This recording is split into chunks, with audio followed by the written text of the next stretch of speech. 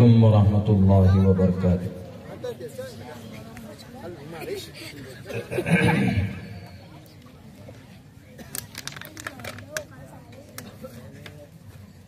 इन्नल हम्दलिल्लाह नहमदुहु व नस्तईनुहु व नस्तगफिरुहु व नु'मिनु बिही व नतवक्कलु अलैहि व नऊज़ु बिल्लाहि मिन शुरूरि अनफुसिना व मिन सय्यिआति अमालिना। मन यहदिहिल्लाहु फला मुज़िल्ल लहु व मन युज़लिलहु फला हादिय लहु। व नशहदु अल्ला इलाहा इल्लल्लाहु वहदहु ला शरीका लहु व नशहदु अन्न सय्यदना व मौलाना मुहम्मदन अब्दुहु व रसूलुहु। अम्मा बअद फ़अऊज़ु बिल्लाहि मिनश शैतानिर रजीम। बिस्मिल्लाहिर रहमानिर रहीम।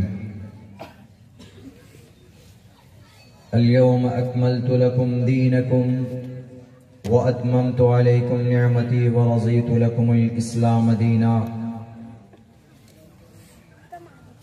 वक़ाल अल्लाहु तबारक व तआला फ़िल क़ुरआनिल मजीद इन्नमल मुअमिनून इख़्वा। वक़ाल अल्लाहु तबारक व तआला वअतसिमू बिहब्लिल्लाहि जमीअन व ला तफ़र्रक़ू। सदक़ल्लाहुल अज़ीम। क़ाल अन्नबिय्यु सल्लल्लाहु अलैहि वसल्लम मन रआ मिनकुम मुनकरन फल्युग़य्यिरहु बियदिही फ़इन लम यस्तति फ़बिलिसानी फ़इन लम यस्तति फ़बिक़ल्बी व ज़ालिका अज़अफ़ुल ईमान। रवाहुल मुस्लिम। वक़ाल अन्नबिय्यु सल्लल्लाहु अलैहि वसल्लम अना ख़ातिमुन नबिय्यीन ला नबिय्य बअदी औ कमा क़ाल अन्नबिय्यु अलैहि सलातु वस्सलाम। All compliments, all physical prayer and all monetary worship are for Allah. Peace be upon you, O Prophet, and Allah's mercy and blessings, peace be upon us and righteous slaves of Allah subhanahu wa ta'ala. I bear witness that no one is worthy except of Allah subhanahu wa ta'ala. In the name of Allah, the most gracious, the most merciful. My Lord, expand me my breast, is my task for me. Remove the impediment from my speech so they may understand what I say. रुद्रवो ग्रीवा अश्रैत पिशाचा प्यारू नाम पर जाम जही अब ब्रह्मा दुविशो जही तुवम तूर्य तरुष्यतः। ओम सहना भवतु सहनो भुनक्तु सहवीर्यं कर्मामहे तेजस्वनावदीदवस्तु मा विद्विषावहे। ब्रह्मानंतमनादि विश्वपुर्दजं सत्यं परम शाश्वतं विद्या यस्य सनातनी निगम्भिर्दयि। ओम शांति ओम शांति ओम शांति।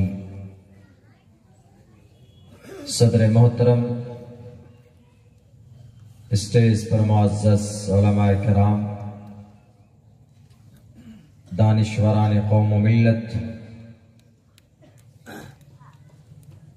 और स्टेज पर तशरीफ फरमा बरादराने वतन में से वतनी भाई नट्टू परमार साहब और दिगर मेहमानान इज़ाम और इस बैनर तले जमा होने वाले हमारे दीनी, ईमानी, समाजी, मिल्ली भाइयों, नौजवान साथियों, प्यारे बच्चों, अपने घरों में बैठकर हमारी बातें सुनने वाली हमारी समाज की इज्जतदार माँ और बहनों,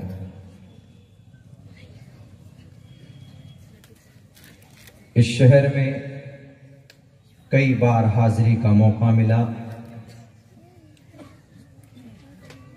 we thank from the bottom of our heart, दिल की गहराई से शुक्रिया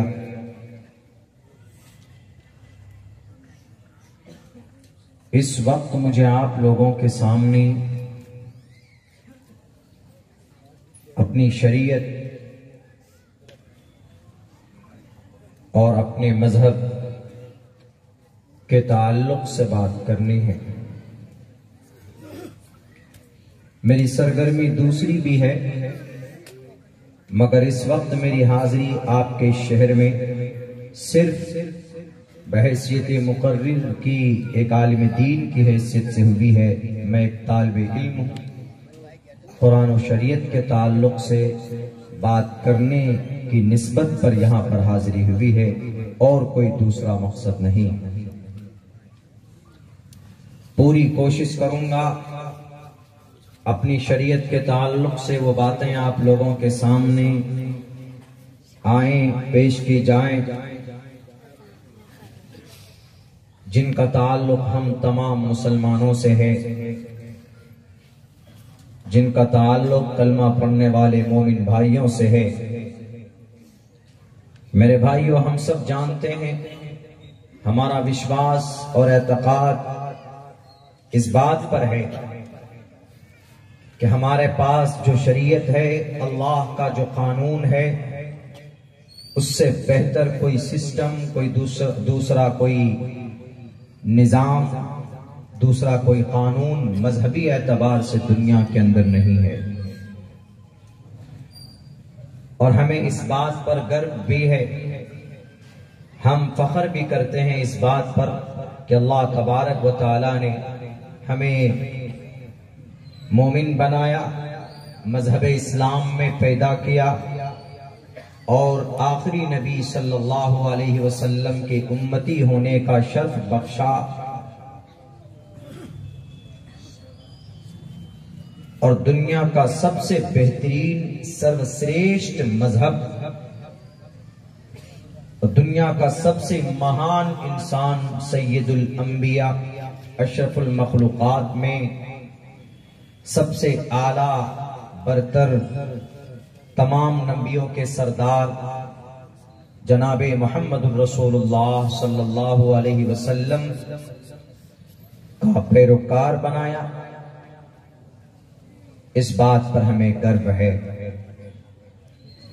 दुनिया को एतराज है हमारी शरीयत को लेकर, हमारे मजहब को लेकर, तो वो उनकी जिहालत की वजह से है, उनके नाखानदगी की वजह से है।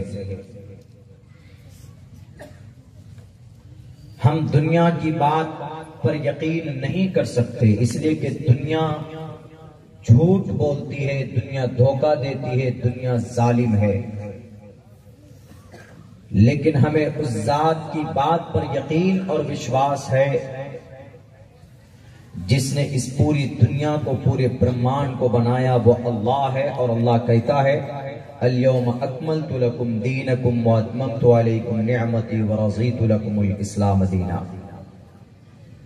अल-यौम अकमलतु लकुम, तुम्हारे लिए ये दीन मैंने मुकम्मल कर दिया। रब कहता है तुम्हारे लिए, व अतममतु अलैकुम निअमती,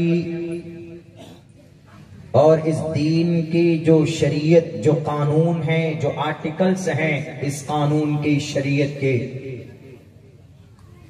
उसको मैंने मुकम्मल कर दिया, अपनी नेमत को मुकम्मल कर दिया। वातममतु अलैकुम निअमती व रज़ीतु लकुमुल इस्लाम दीना। दीनी एतबार से, मजहबी एतबार से, दीन के एतबार से मैं दीन इस्लाम से राजी हो चुका। ये कौन कहता है? ये अल्लाह कहता है। और अल्लाह कभी झूठ बोलता है? कभी नहीं झूठ बोलता। अल्लाह तबारक व तआला कभी धोखा नहीं देता किसी को।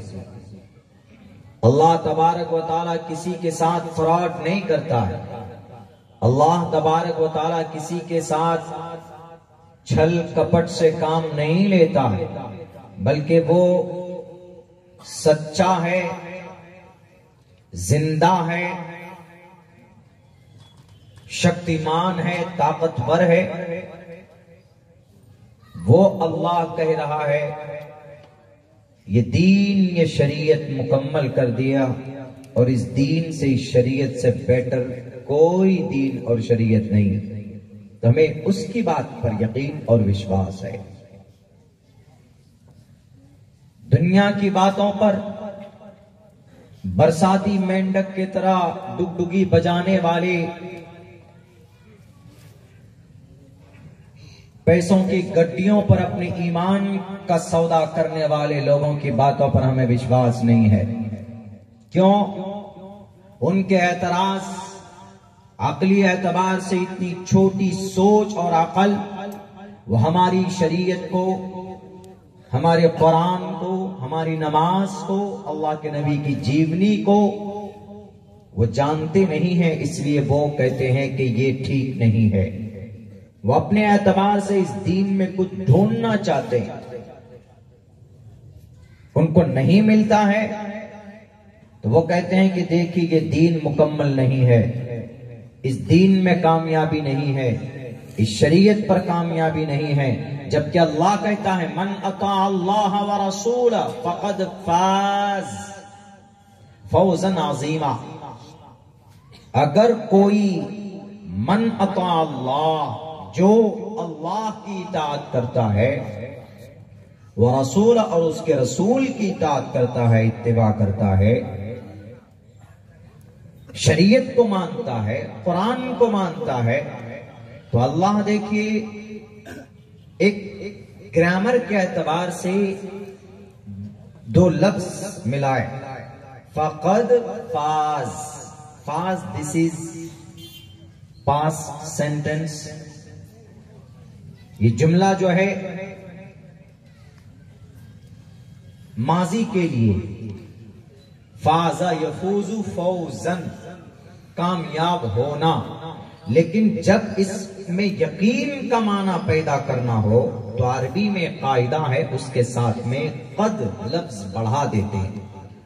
कद फाज, यकीनन वो कामयाब हो गया जो कुरान, जो अल्लाह और उसके रसूल की जिसने इत्तिबा किया। और छोटी मोटी कामयाबी नहीं, फौजन अज़ीमा, बड़ी कामयाबी हो गई उसकी, वो बड़ा कामयाब हो गया। आज दुनिया में आदमी तिजारत के एतबार से कामयाब हो जाए, आज दुनिया में आदमी अपनी फील्ड में कामयाब हो जाए तो समझता है अपनी, उनके मंशा के मुताबिक, उनके मकसद के मुताबिक, उनके अगराज और मकासिद बार आवर हो जाए तो खुशी मानता है, सोचता है कि भाई मैं कामयाब हो गया। तो अल्लाह कहता है जो अल्लाह और उसके रसूल की इत्तिबा करता है वो ऐसा है, यकीनन वो कामयाब हो गया, इसमें कोई शक नहीं है, कामयाब हो गया। अल्लाह कहता है कि शरीयत को मानोगे,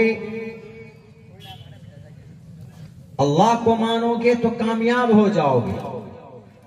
और कुछ जाहिल, अनपढ़, गवार लोग जो नहीं जानते शरीयत को, कुरान को, वो कहते हैं कि ये मुकम्मल ही नहीं है।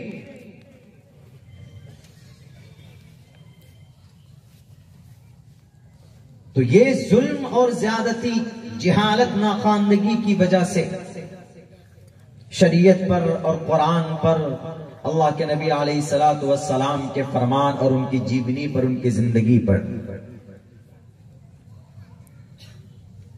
कि नहीं, अल्लाह का जो कानून है, अल्लाह का जो फरमान है, उसमें कमी है, हम उसको मॉडिफाई करना चाहते हैं, हम उसको बदलना चाहते हैं।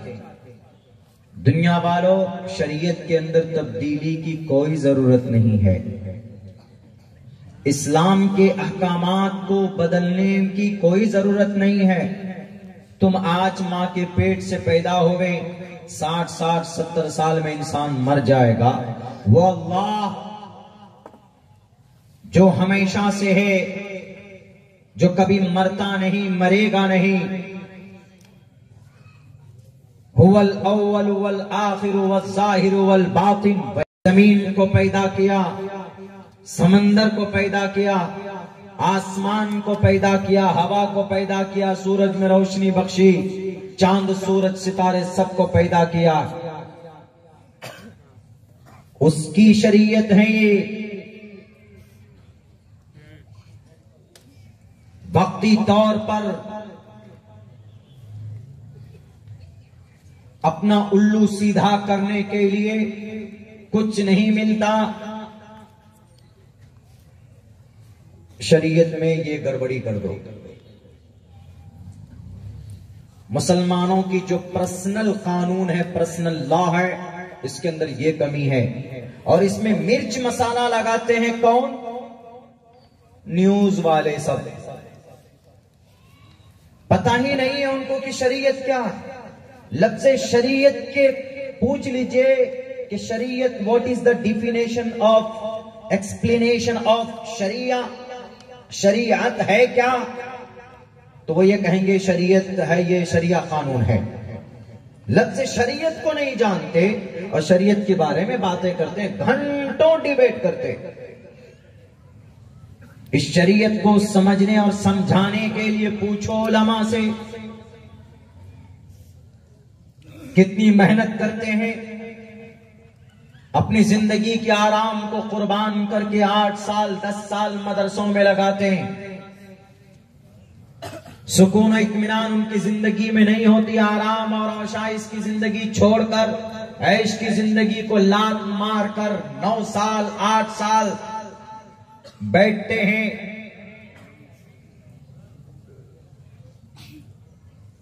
तब जाकर उनको कुरान और शरीयत समझ में आता है कि ये शरीयत क्या है, ये कुरान क्या है, अल्लाह क्या कह रहा है, अल्लाह के नबी का क्या फरमान है, इस हदीस में क्या हुक्म है, और अल्लाह ने जो हुक्म दिया है उससे फायदा क्या होगा। साइंस के पुजारी ये कहते हैं कि आपके कुरान में साइंस नहीं, आपके शरीयत के अंदर में मॉडर्न नहीं। जदीद टेक्नोलॉजी के गुलाम ये कहते हैं कि आपकी शरीयत और आपके नबी की जिंदगी में मॉडर्नाइज नहीं है। आपके नबी की जिंदगी के अंदर में बहुत ज्यादा पुरानी बातें भरी हुई हैं।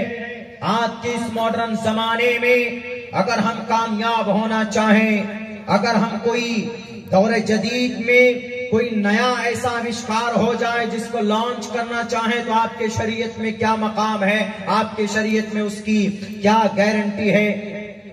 आपको अगर यकीनन ये बातें अगर समझनी है तो आपको शरीयत के मैदान में आना होगा, पढ़ना होगा, आपको उलमा के सामने बैठना होगा।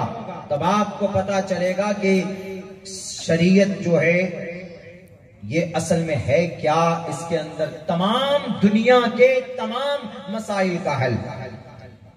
साइंस के पुजारी, तुम्हें भी तुम्हारा साइंस हमारे कुरान में मिल जाएगा। जदीद टेक्नोलॉजी के गुलामी करने वालों, जदीद टेक्नोलॉजी के एक एक नखात को कुरान करीम के अंदर बयान किया गया। वैसा दिमाग लाओ। तुम्हारा फॉर फादर, तुम्हारा अब्बा, तुम्हारा दादा आदम, और आदम को अल्लाह ने पैदा करने के बाद कयामत तक आने वाली तमाम चीजों का इल्म दिया था कि नहीं दिया था। अल्लाह ने कहा वअल्लम आदमल अस्माअ कुल्लहा सुम्मा अरज़हुम अलल मलाइका।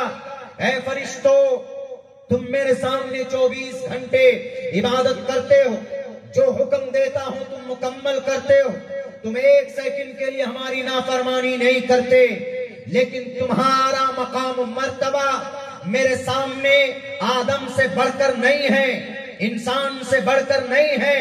क्यों? इसलिए कि हम उनको कयामत तक की तमाम चीजों का इल्म उनको अता किया है। वअल्लम आदमल अस्माअ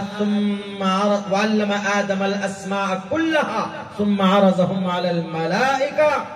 पूरी दुनिया के अंदर किसी माँ के पेट से पैदा होगा कोई बच्चा, चाहे वो यहूद के पेट से माँ कोई बच्चा पैदा हो, या नसरानी के पेट से कोई बच्चा पैदा हो, या क्रिश्चियन के पेट से कोई बच्चा पैदा हो, या इस्लाम मुसलमानों के माँ के कोख से कोई बच्चा जन्म लेता है, या हमारे भारत के अंदर सनातन धर्मी भाइयों के माँ के पेट से कोई बच्चा पैदा होता है। वो सबका उन सबका रिश्ता एक बाप एक संतान आदम की औलाद कहलाएगा। और उन तमाम को उनके दिलो दिमाग के अंदर वो सारी बातें मुंतकिल होती हैं जो अल्लाह तबारक व तआला ने आदम अलैहिस्सलाम को सिखाया था, विरासत में मिलती। आज अंग्रेज अगर टेक्नोलॉजी में आगे बढ़ जाता है तो कहते हैं कि भाई ही is a creator of this product, ये इस प्रोडक्ट का क्रिएटर है। ठीक है, मादी एतबार से, मेहनत के एतबार से उसने नशेब व फराज, उसने एक ढांचा बनाया और उसको नई शक्ल दी, लेकिन ये उनके दिमाग के अंदर जो थ्योरी जो उसने पढ़ा है किताब में, वो किताब भी लिखने वाला कोई होगा, प्रोफेसर होगा, कोई वैज्ञानिक होगा, उनके अंदर ये नॉलेज कहां से आई? उस साइंटिस्ट के अंदर ये बातें कहां से आई? ये बातें नस्लन बाद नस्लिन निस्बतन बाद निस्बतिन हजरत आदम अलैहिस्सलातु वस्सलाम की विरासत में उनके दिमाग में आती। क्या आज का अंग्रेज उनका फॉरफादर, उनका अब्बा कोई और नहीं, सबका है। इन्ना खलकनाकुम मिन ज़करिन व उन्सा व जअलनाकुम शुअबन व क़बाइल लितआरफू।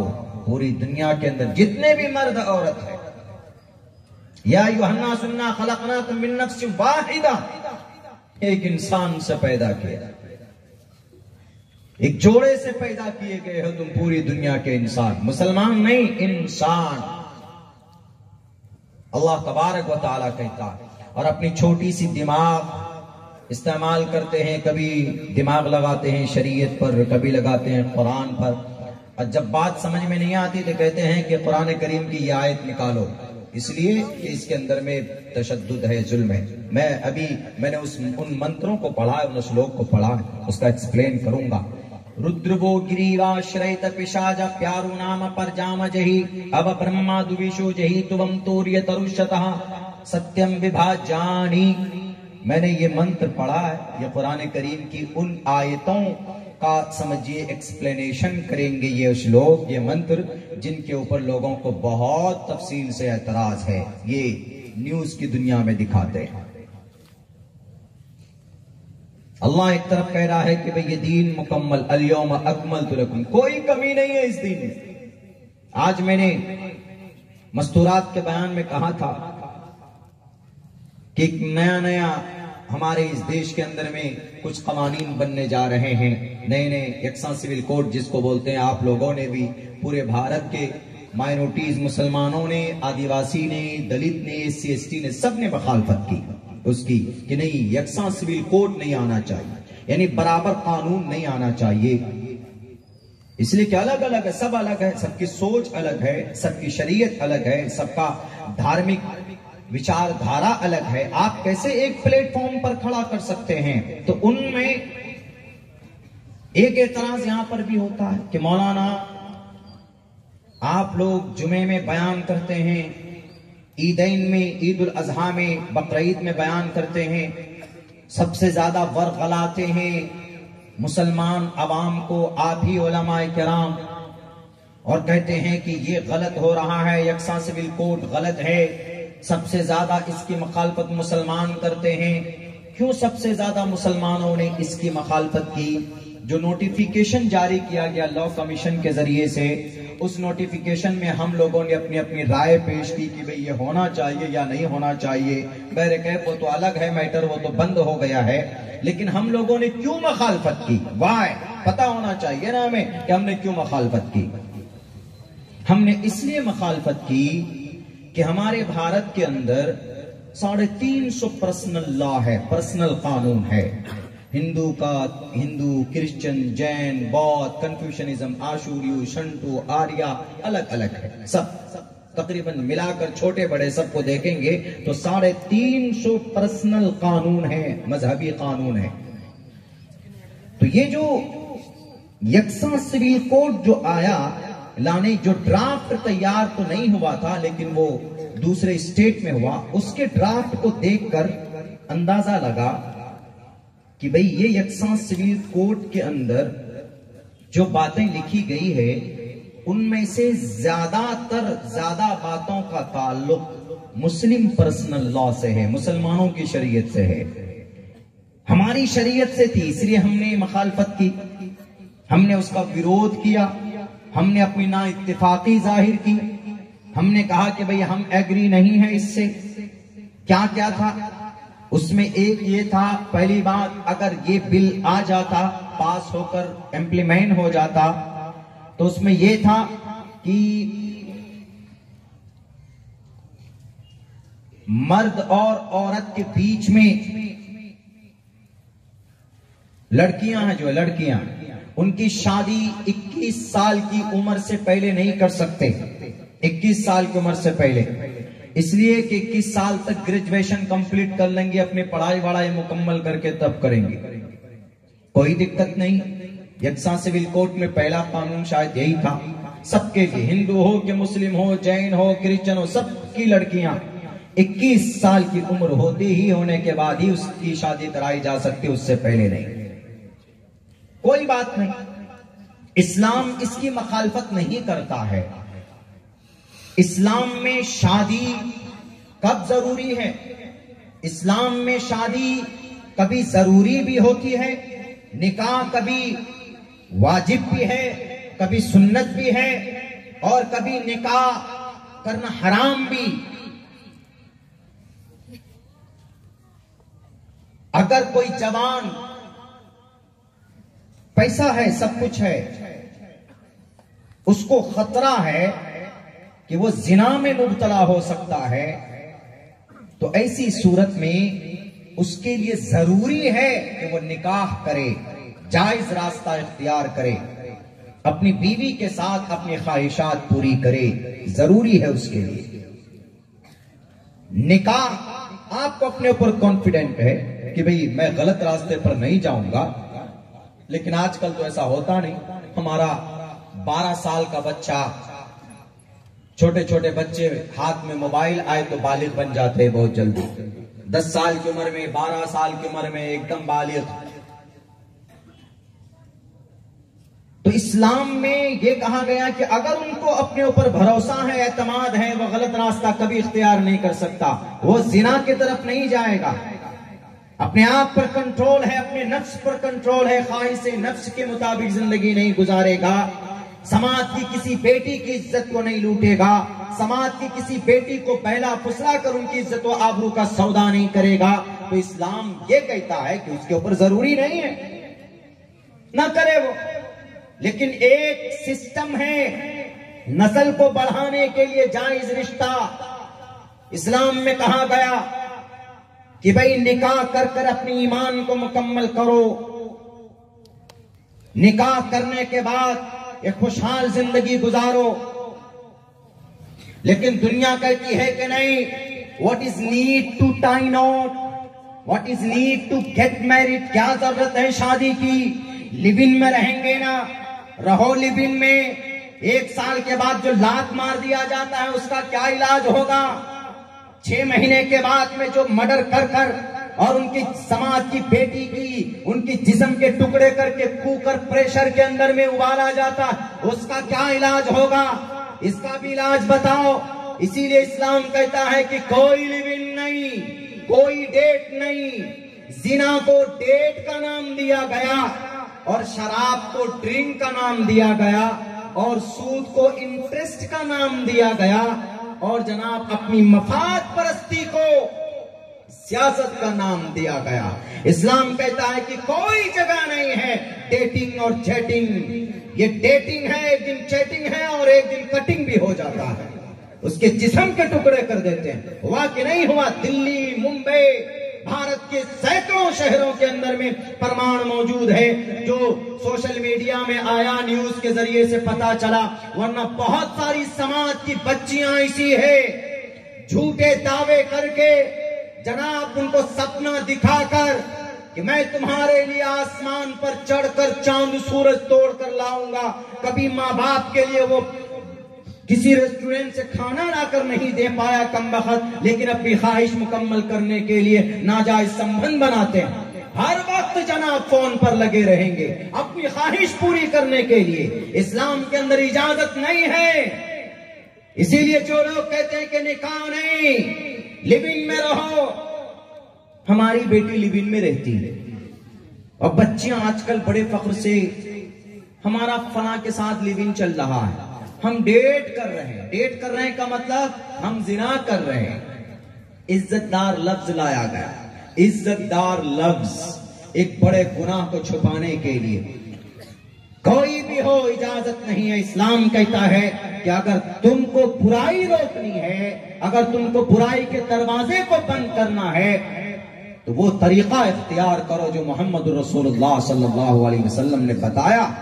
अगर तुमको यकीनन अपनी ख्वाहिश पर कंट्रोल नहीं है तो कि तुम्हें किसी समाज की बहू बेटी की इज्जत आबरू के ऊपर हाथ डालने की जरूरत नहीं है, उसकी इजाजत नहीं। अगर तुमको समाज में कोई समाज के अंदर रिश्ता करना है, निकाह करो। निकाह करने के बाद उसके बाद में तुम अपनी इज़्दिवाजी जिंदगी शुरू करो। बिना निकाह के नहीं, न देख सकते न बात कर सकते, निकाह करो। कुछ शहरों के अंदर में जनाब रिश्ता फिक्स कर लेते हैं, साल 2 साल के बाद में तोड़ देते हैं। ये भी नहीं होना चाहिए। अगर है मन में तो वादा कर कर मुकम्मल कीजिए उसको, फ्रॉड नहीं, धोखा नहीं। रिश्ता आपको पसंद है, मैं तो ये कहता हूं कि आप पहले देख लीजिए दोनों तरफ है, अगर तो रिश्ता करा दीजिए, नहीं है तो उसी वक्त में मना कर दीजिए कि हमको ये रिश्ता मंजूर नहीं है।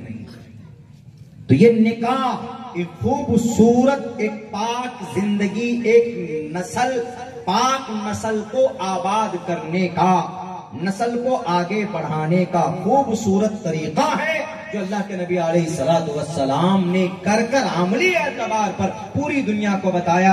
और अल्लाह के नबी अलैहिस्सलाम ने यूं कहा कि निकाह करो, इसलिए कि निकाह निस्फ़े ईमान है, अन्निकाह निस्फ़ुल ईमान। और इस निकाह के लिए इस्लाम में कब जरूरी है, कब वाजिब है, कब मुस्ताहब है, कब सुन्नत है, उलमाए किराम तफसील से बताते रहते हैं। लेकिन ये नहीं अब एक कानून लेकर आए कि 21 साल से पहले अभी आसाम के अंदर में वहां आसाम के अंदर में ऐसा है कि वहां बच्चियां थोड़ी बड़ी भी, 12 साल की उम्र की भी, 10 साल की उम्र की भी, उसका रिश्ता करा देते हैं, शादी करा देते हैं। तो वहां की गवर्नमेंट ने उनको चाइल्ड मैरिज एक्ट के तहत उन लोगों को अंदर कराया और यूं कहा कि भाई इन लोगों ने बड़ा पाप किया, बड़ा जुर्म किया। चलो भाई ठीक है, कानून है, गैर कानूनी काम करने की इजाजत किसी को नहीं है। लेकिन एक बात मैं कहना चाहता हूं, 21 साल की उम्र तक आज के जमाने में, आज के दौर में क्या समाज की जवान बेटी, समाज का जवान बेटा बिना जिना के संबंध में रहे, जिना के बगैर रह सकते हैं, पाकीज़ा जिंदगी गुजार सकते हैं? बिल्कुल नहीं गुजार सकते। पत्थर पर लिख कर देने के लिए मैं तैयार हूं। कयामत आ सकती है, आना मुमकिन है, वो आ जाए, लेकिन ये होना नामुमकिन है कि भाई एक स्कूल में पढ़े, कॉलेज में पढ़े, लड़की 15 साल 14 साल की उम्र में हो जाए, एक साथ पढ़े, रिश्ता बनाए, फोन पे बात करे और जनाब शॉपिंग करे, घूमने जाए और ना जाए संबंध ना हो, जिस्म की भूख न मिटाए, इम्पॉसिबल है, ऐसा हो ही नहीं सकता। इसीलिए अल्लाह के नबी फरमाते निकाह करो, निकाह एक दूसरे की जरूरत पूरी होगी, एक दूसरे का साथी बनो। इस्लाम की, चलो ये तो इस्लाम का जो जवान के ताल्लुक से, जवानी के ताल्लुक से है कि इस्लाम के अंदर में जो बच्चियां हैं, औरत है, लड़की है, वो 12 साल की उम्र में बालिगा हो जाती और जो लड़का है वो 14 साल की उम्र में बालिग हो जाता। इस कानून से टच करता है 21 साल की उम्र में कंडीशन लगाना। इसीलिए हमने मुखालफत की कि जनाब हमारे इस्लाम के अंदर में लड़की लड़का के बालिग होने की अलग उम्र है, लेकिन आप जो कानून लाए हैं उसके अंदर 21 साल है, जो हमारे इस्लामिक शरीयत से, हमारे कानून शरीयत से टच करता, इसीलिए हम उसकी मुखालफत करते हैं। दूसरा क्या कानून टच किया इस्लाम से? ये कहा कि अगर कोई शादी हो, लड़का लड़की गांव समाज के लोग मिलकर शादी कराते हैं अपनी बेटी और बेटे की, काजी साहब को लाते हैं, वो निकाह पढ़ाते हैं, बाज़ाब्ता काजीनामा बनता है और उसके बाद में फिर वलीमा दावत, इस तरह से जो प्रोसेस है होता है। लेकिन ये कहा गया कि अगर कोई शादी करे उसके लिए जरूरी है कि वो सरकारी दफ्तर में रजिस्ट्रेशन कराए। अगर नहीं कराया आपने तो वो शादी आपकी काबिल कबूल नहीं। इस्लाम में क्या है, गवाह मौजूद हो, लड़का लड़की एक दूसरे को कबिल तो कह लें तो रिश्ता हो जाता है, निकाह हो। हमने एक जमाने की बात कही थी कि जब मियां बीबी राजी तो क्या करे काजी। रिश्ता निकाह इतना आसान है, लेकिन यहां क्या कहा जा रहा है कि नहीं, आपको सरकारी दफ्तर का चक्कर लगाना होगा। यानी सरकारी दफ्तर में जाकर जब तक आप उसको रजिस्ट्रेशन नहीं कराएंगे तो आपकी शरीय एतबार से वो निकाह हो सकता है, लेकिन सरकार की नजर में आपका निकाह नहीं हुआ, आपकी शादी नहीं हुई, आपको सरकारी लाभ नहीं मिलेगा। इस्लाम के इस हुक्म से टच करने की वजह से हमने मुखालफत की। तीसरा क्या ऑर्डर है कि इस देश के अंदर एक मर्द भारत के अंदर एक ही शादी कर सकता है, दूसरी नहीं कर सकता। और इस्लाम में क्या है, एक मर्द 4 कर सकता है और करना है, जमीन और आसमान का फर्क है। पूछिए, एक तरफ से सर्वे कराइए गोधरा के घर घर में कितने ऐसे हैं जो आप दिखा सकते हैं भाई जो 3 शादी की हुई, जिनकी 3 बीवियां हो, एक तो नहीं संभलती है, बहुत मुश्किल हो जाती है एक को बर्दाश्त करना, तो 2 और 3 कहां से सोचेगा। अलाउ है, इजाजत है, परमिशन है। जरूरी नहीं है कि तुमने एक निकाह एक शादी कर ली, इस साल तो अगले साल दूसरी करो, पकड़ कर लाओ, नहीं तो सूली पर लटका दिए जाओ। ऐसा नहीं है। एक मर्द एक ही निकाह एक ही शादी करेगा, ठीक है, लेकिन इस्लाम में 4 शादी जो है इसको खत्म करने के लिए ये लेकर आए। नहीं जनाब, इस्लाम में 4 शादी फर्ज नहीं है। फन्किहू मा ताब लकुम मिनन निसाई मसना व सुलासा व रुबा। अगर जरूरी होता तो भारत के अंदर में 32 या 33 या 35 करोड़ मुसलमान, उनमें से मान लीजिए 15 करोड़ मर्द है, तो 15 करोड़ मर्द हर किसी को ये 4 बीवी चाहिए, तो इतनी औरत कहां से सप्लाई करेंगे, कहां से लेकर आए। जरूरी नहीं है, वो तो एक ऑप्शनली चीज है कि अगर आपकी एक बीवी है, खुदा ना खास्ता उसको कोई बीमारी है, बांझ हो जाए, वो बांझ है, औलाद नहीं हुई, उसको औलाद की सख्त जरूरत होती है माँ बाप को, तो वो अपने हस्बैंड वाइफ आपस में मशवरा करते हैं कि चलो भाई तुम्हारे अंदर ये कमी है, इलाज करा लिया, नहीं है मुकद्दर में, चलो दूसरी शादी कर लो। तो दूसरी की परमिशन होगी तब ना दूसरी शादी करेंगे और उससे बच्चा लेंगे। आप कहेंगे कि मौलाना what is need to get married and second get married, क्या जरूरत है दूसरी शादी करने की, अडॉप्ट कर लेंगे बच्चा। अडॉप्ट करने वाला बच्चा है ना, जब बूढ़ा माँ बाप होता है तो चाइल्ड होम में ट्रांसफर कर देता है, जाओ वहीं मरो, उसके अंदर प्यूरिफिकेशन नहीं आती, अब बड़ा मसला रहता है अडॉप्ट का।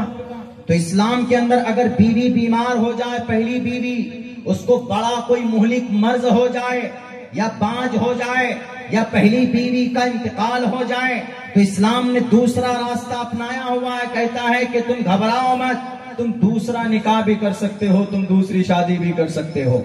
लेकिन अगर किसी की बीवी कमजोर हो जाए, किसी की बीवी बीमार हो जाए, वो इस हालत में है ही नहीं कि वो निकाह वो अपने शौहर की खिदमत कर सके, उनकी जरूरतें पूरी कर सके, बेचारा मर्द हट्टा गट्टा जवान है, कहां जाएगा मुंह मारने के लिए।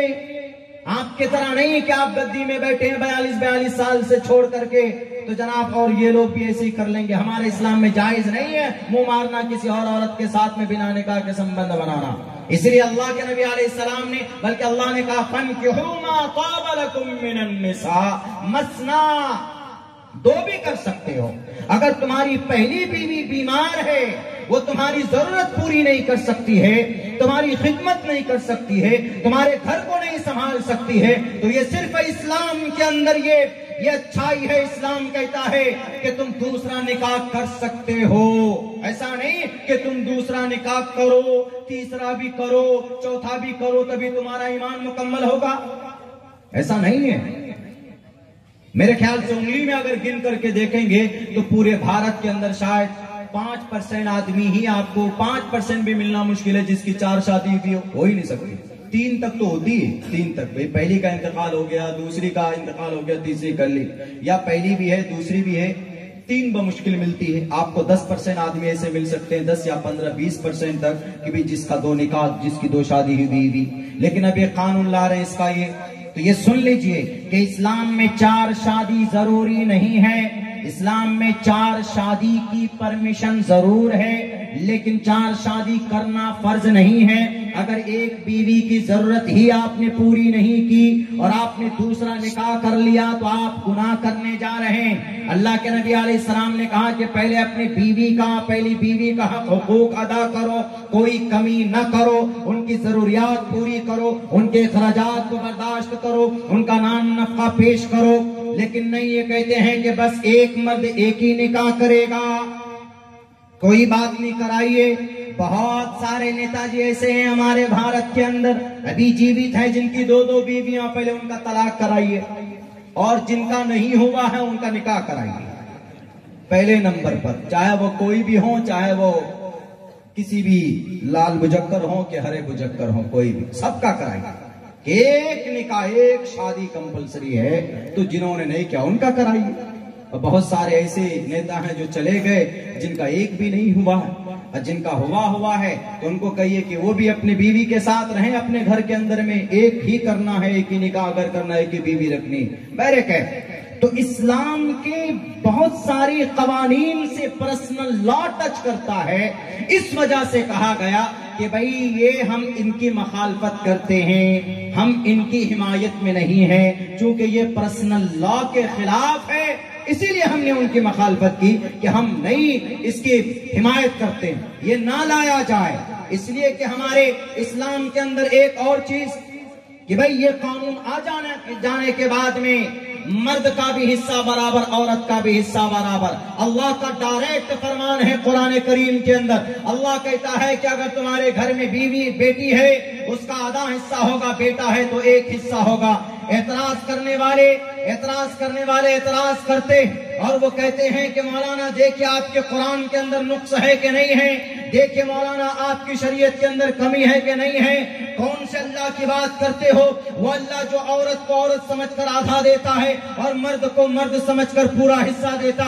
इसीलिए हम कहते हैं कि आपका कुरान अलायाज़ बिल्लाह नाकिस है, आपकी शरीयत के अंदर कमी है। अगर आपके अल्लाह ने कहा लियौम अकमलतु लकुम दीनकुम व अतममतु अलैकुम निअमती व रज़ीतु लकुमुल इस्लाम दीना, तो आपका कुरान के अंदर आपका अल्लाह का ये फरीजा गलत है, क्योंकि अल्लाह तबारक व तआला ने इंसाफ नहीं किया बेटियों के साथ। जाहिलन पर इंसानों, एतराज करने से पहले उस हुक्म की बारीकी को समझने की कोशिश करो। अल्लाह ने औरत को आधा हिस्सा दिया और मर्द को पूरा हिस्सा दिया, इसके अंदर एक हिकमत है। हिकमत यह है, अल्लाह कहता है कि मर्द को 1 हिस्सा, क्यों? क्योंकि मर्द तमाम जरूरियात को मुकम्मल करता है, बाप की देखभाल मर्द करता है, और जनाब हॉस्पिटल जाने की नौबत आ जाए तो मर्द जाता है, अगर जेल जाने की नौबत आ जाए तो मर्द जाता है। बीवी बच्चे की नाम नफका और उनकी परवरिश, उनका टोटल खर्च कौन अदा करता है? मर्द करता है। इसीलिए अल्लाह तबारक व तआला ने कहा कि मर्द के लिए 1 हिस्सा, और जो औरत है, जो लड़की है, वह भी अपने घर में है शादी से पहले तो उसका खर्च बाप के जिम्मे, निकाह हो जाने के बाद उसका खर्च शौहर के जिम्मे, उसके शौहर के इंतकाल के बाद उसका खर्च उसके बेटे के जिम्मे होता है। उस औरत को कहीं पर भी खर्च बर्दाश्त करने की जरूरत नहीं पेश आती। तो इसीलिए उसको जब जरूरत ही नहीं है खर्च की, तो इसीलिए अल्लाह ने कहा कि भाई उनको गिफ्ट के तौर पर आधा हिस्सा दे दो। ये हिकमत है। तो इस तरह की बातें या तो जिहालत की वजह से कर लेते हैं लोग, या तो मुकम्मल तौर पर समझ नहीं पाते।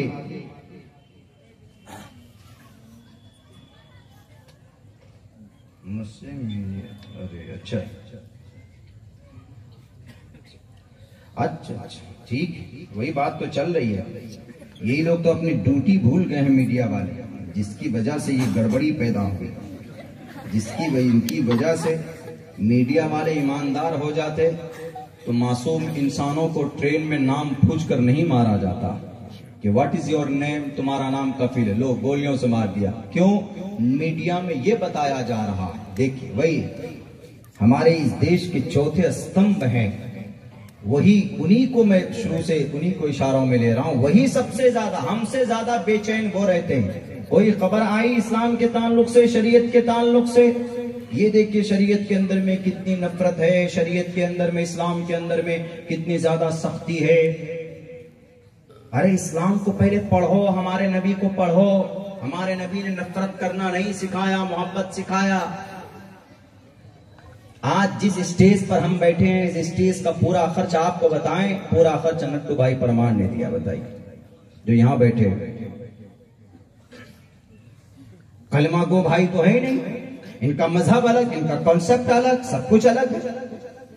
और कल से लेकर आज तक मेरे पीछे हैं, ये मुझे लिए फिर रहे अपनी गाड़ी में। बताइए, बड़ौदा गए, वहां से लेकर अहमदाबाद गए, वहां से लेकर आए और पूरे स्टेज तक ये अपनी गाड़ी पे लेके आए।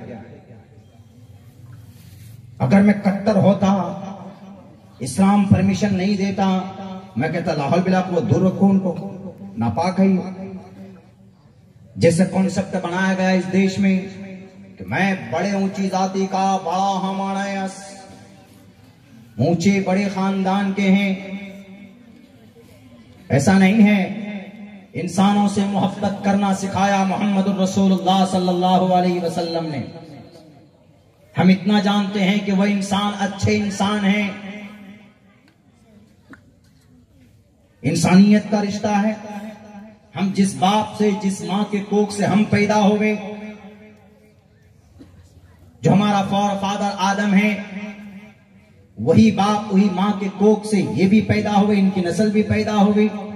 तुम कौन होते हो कि भाई तुम अलग, तुम अलग। इस्लाम में ये चीज नहीं चलती।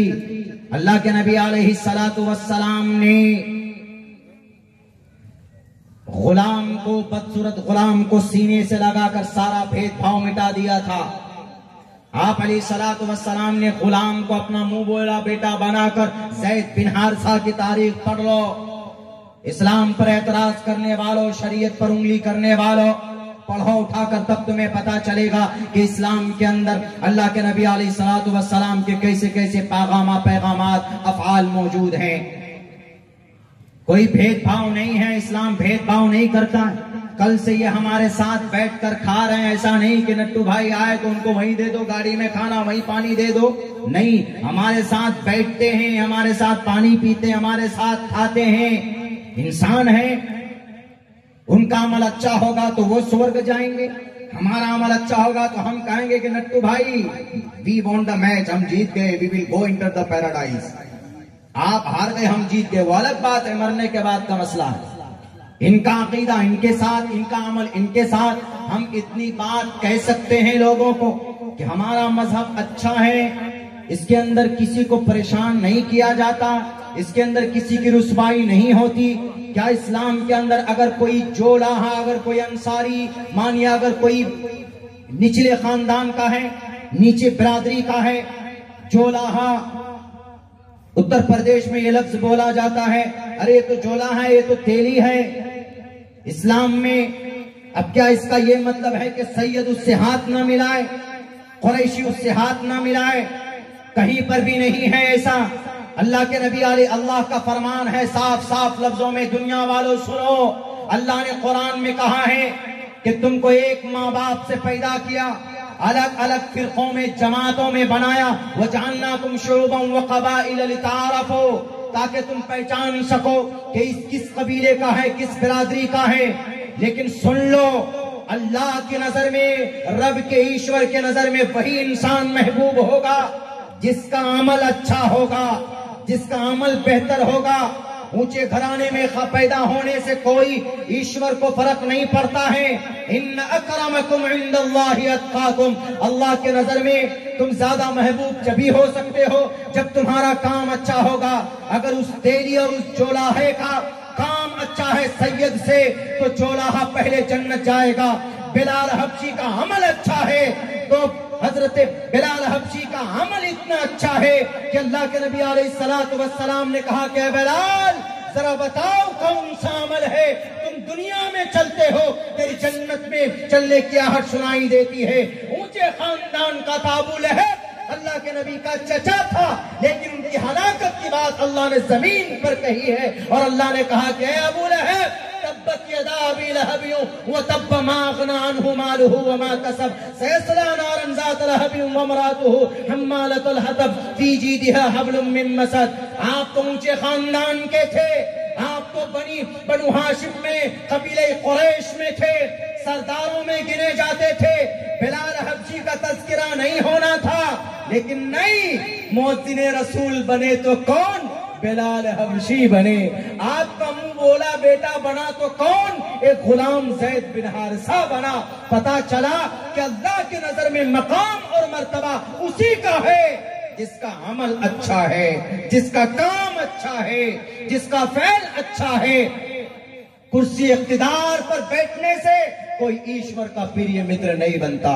इसलिए क्या लोग प्रश्नोत्तरी में कहा गया, साफ साफ लफ्जों में कहा गया प्रश्नोत्तरी के अंदर के हेत्वो ब्रह्म गतिस्तांति सत्संगतिर्दान विचारतोषा।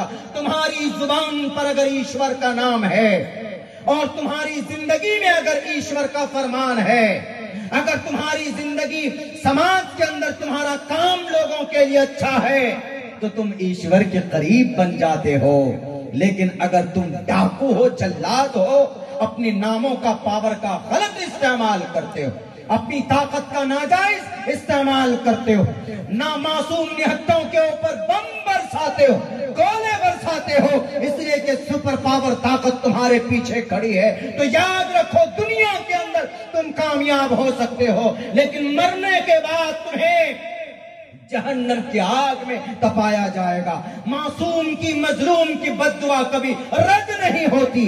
अपनी ताकत के नशे में चूर इंसानों, मजलूमों के ऊपर जुल्म करने से बाज आ जाओ, वरना जब कभी मजलूम की जुबान से आवाज निकलती है तो आसमान को फाड़ कर रब के पास जाकर दुआ करती है कि अल्लाह इंसाफ दे मुझे, ए अल्लाह मेरे साथ इंसाफ कर। इसीलिए ताकत के नशे में चोर अपने आप को बड़ा कहने वालों, अपने आप को विद्वान कहने वालों, अपने आप को सुपर पावर कहने वालों, अपने आप को जनाब वन मैन आर्मी कहने वालों, अपने आप को खुदा के दर्जे तक पहुंचाने वालों, हमारे भारत के अंदर आप किसी इंसान को जलील नहीं कर सकते, किसी को रुस्वा नहीं कर सकते। 7872 साल पहले कहा गया, खुले लफ्जों में कहा किसने? वैद व्यास जी ने यूं कहा, शूद्रो ब्रह्मण तामिति ब्रह्मणश्चैति शूद्रताम क्षेत्रीय जाति विद्रत्वम विघात विवेच्यम तथे चचा स एवाद्रपति परजानाम कथम पुनर्जति कीर्त परभेदा।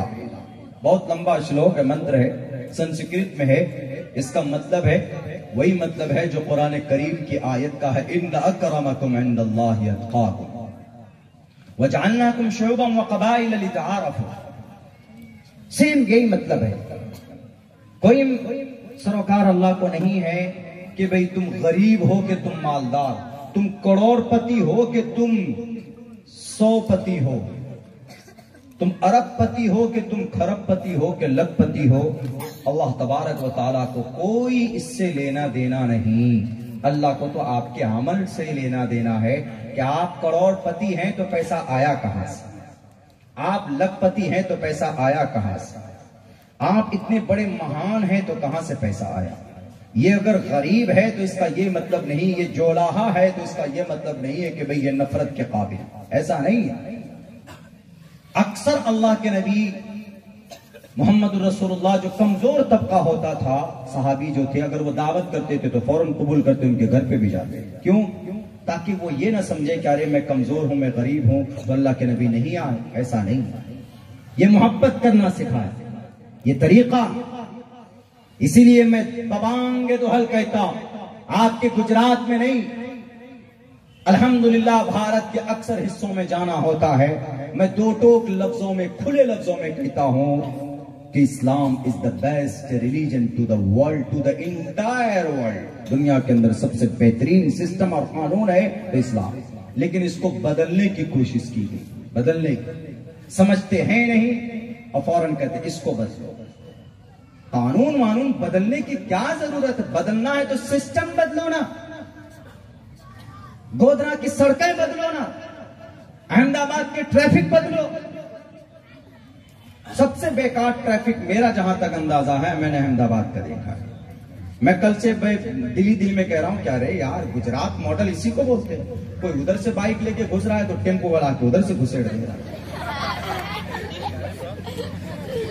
मेन हाईवे पे कोई रूल नहीं, कोई सिस्टम नहीं है।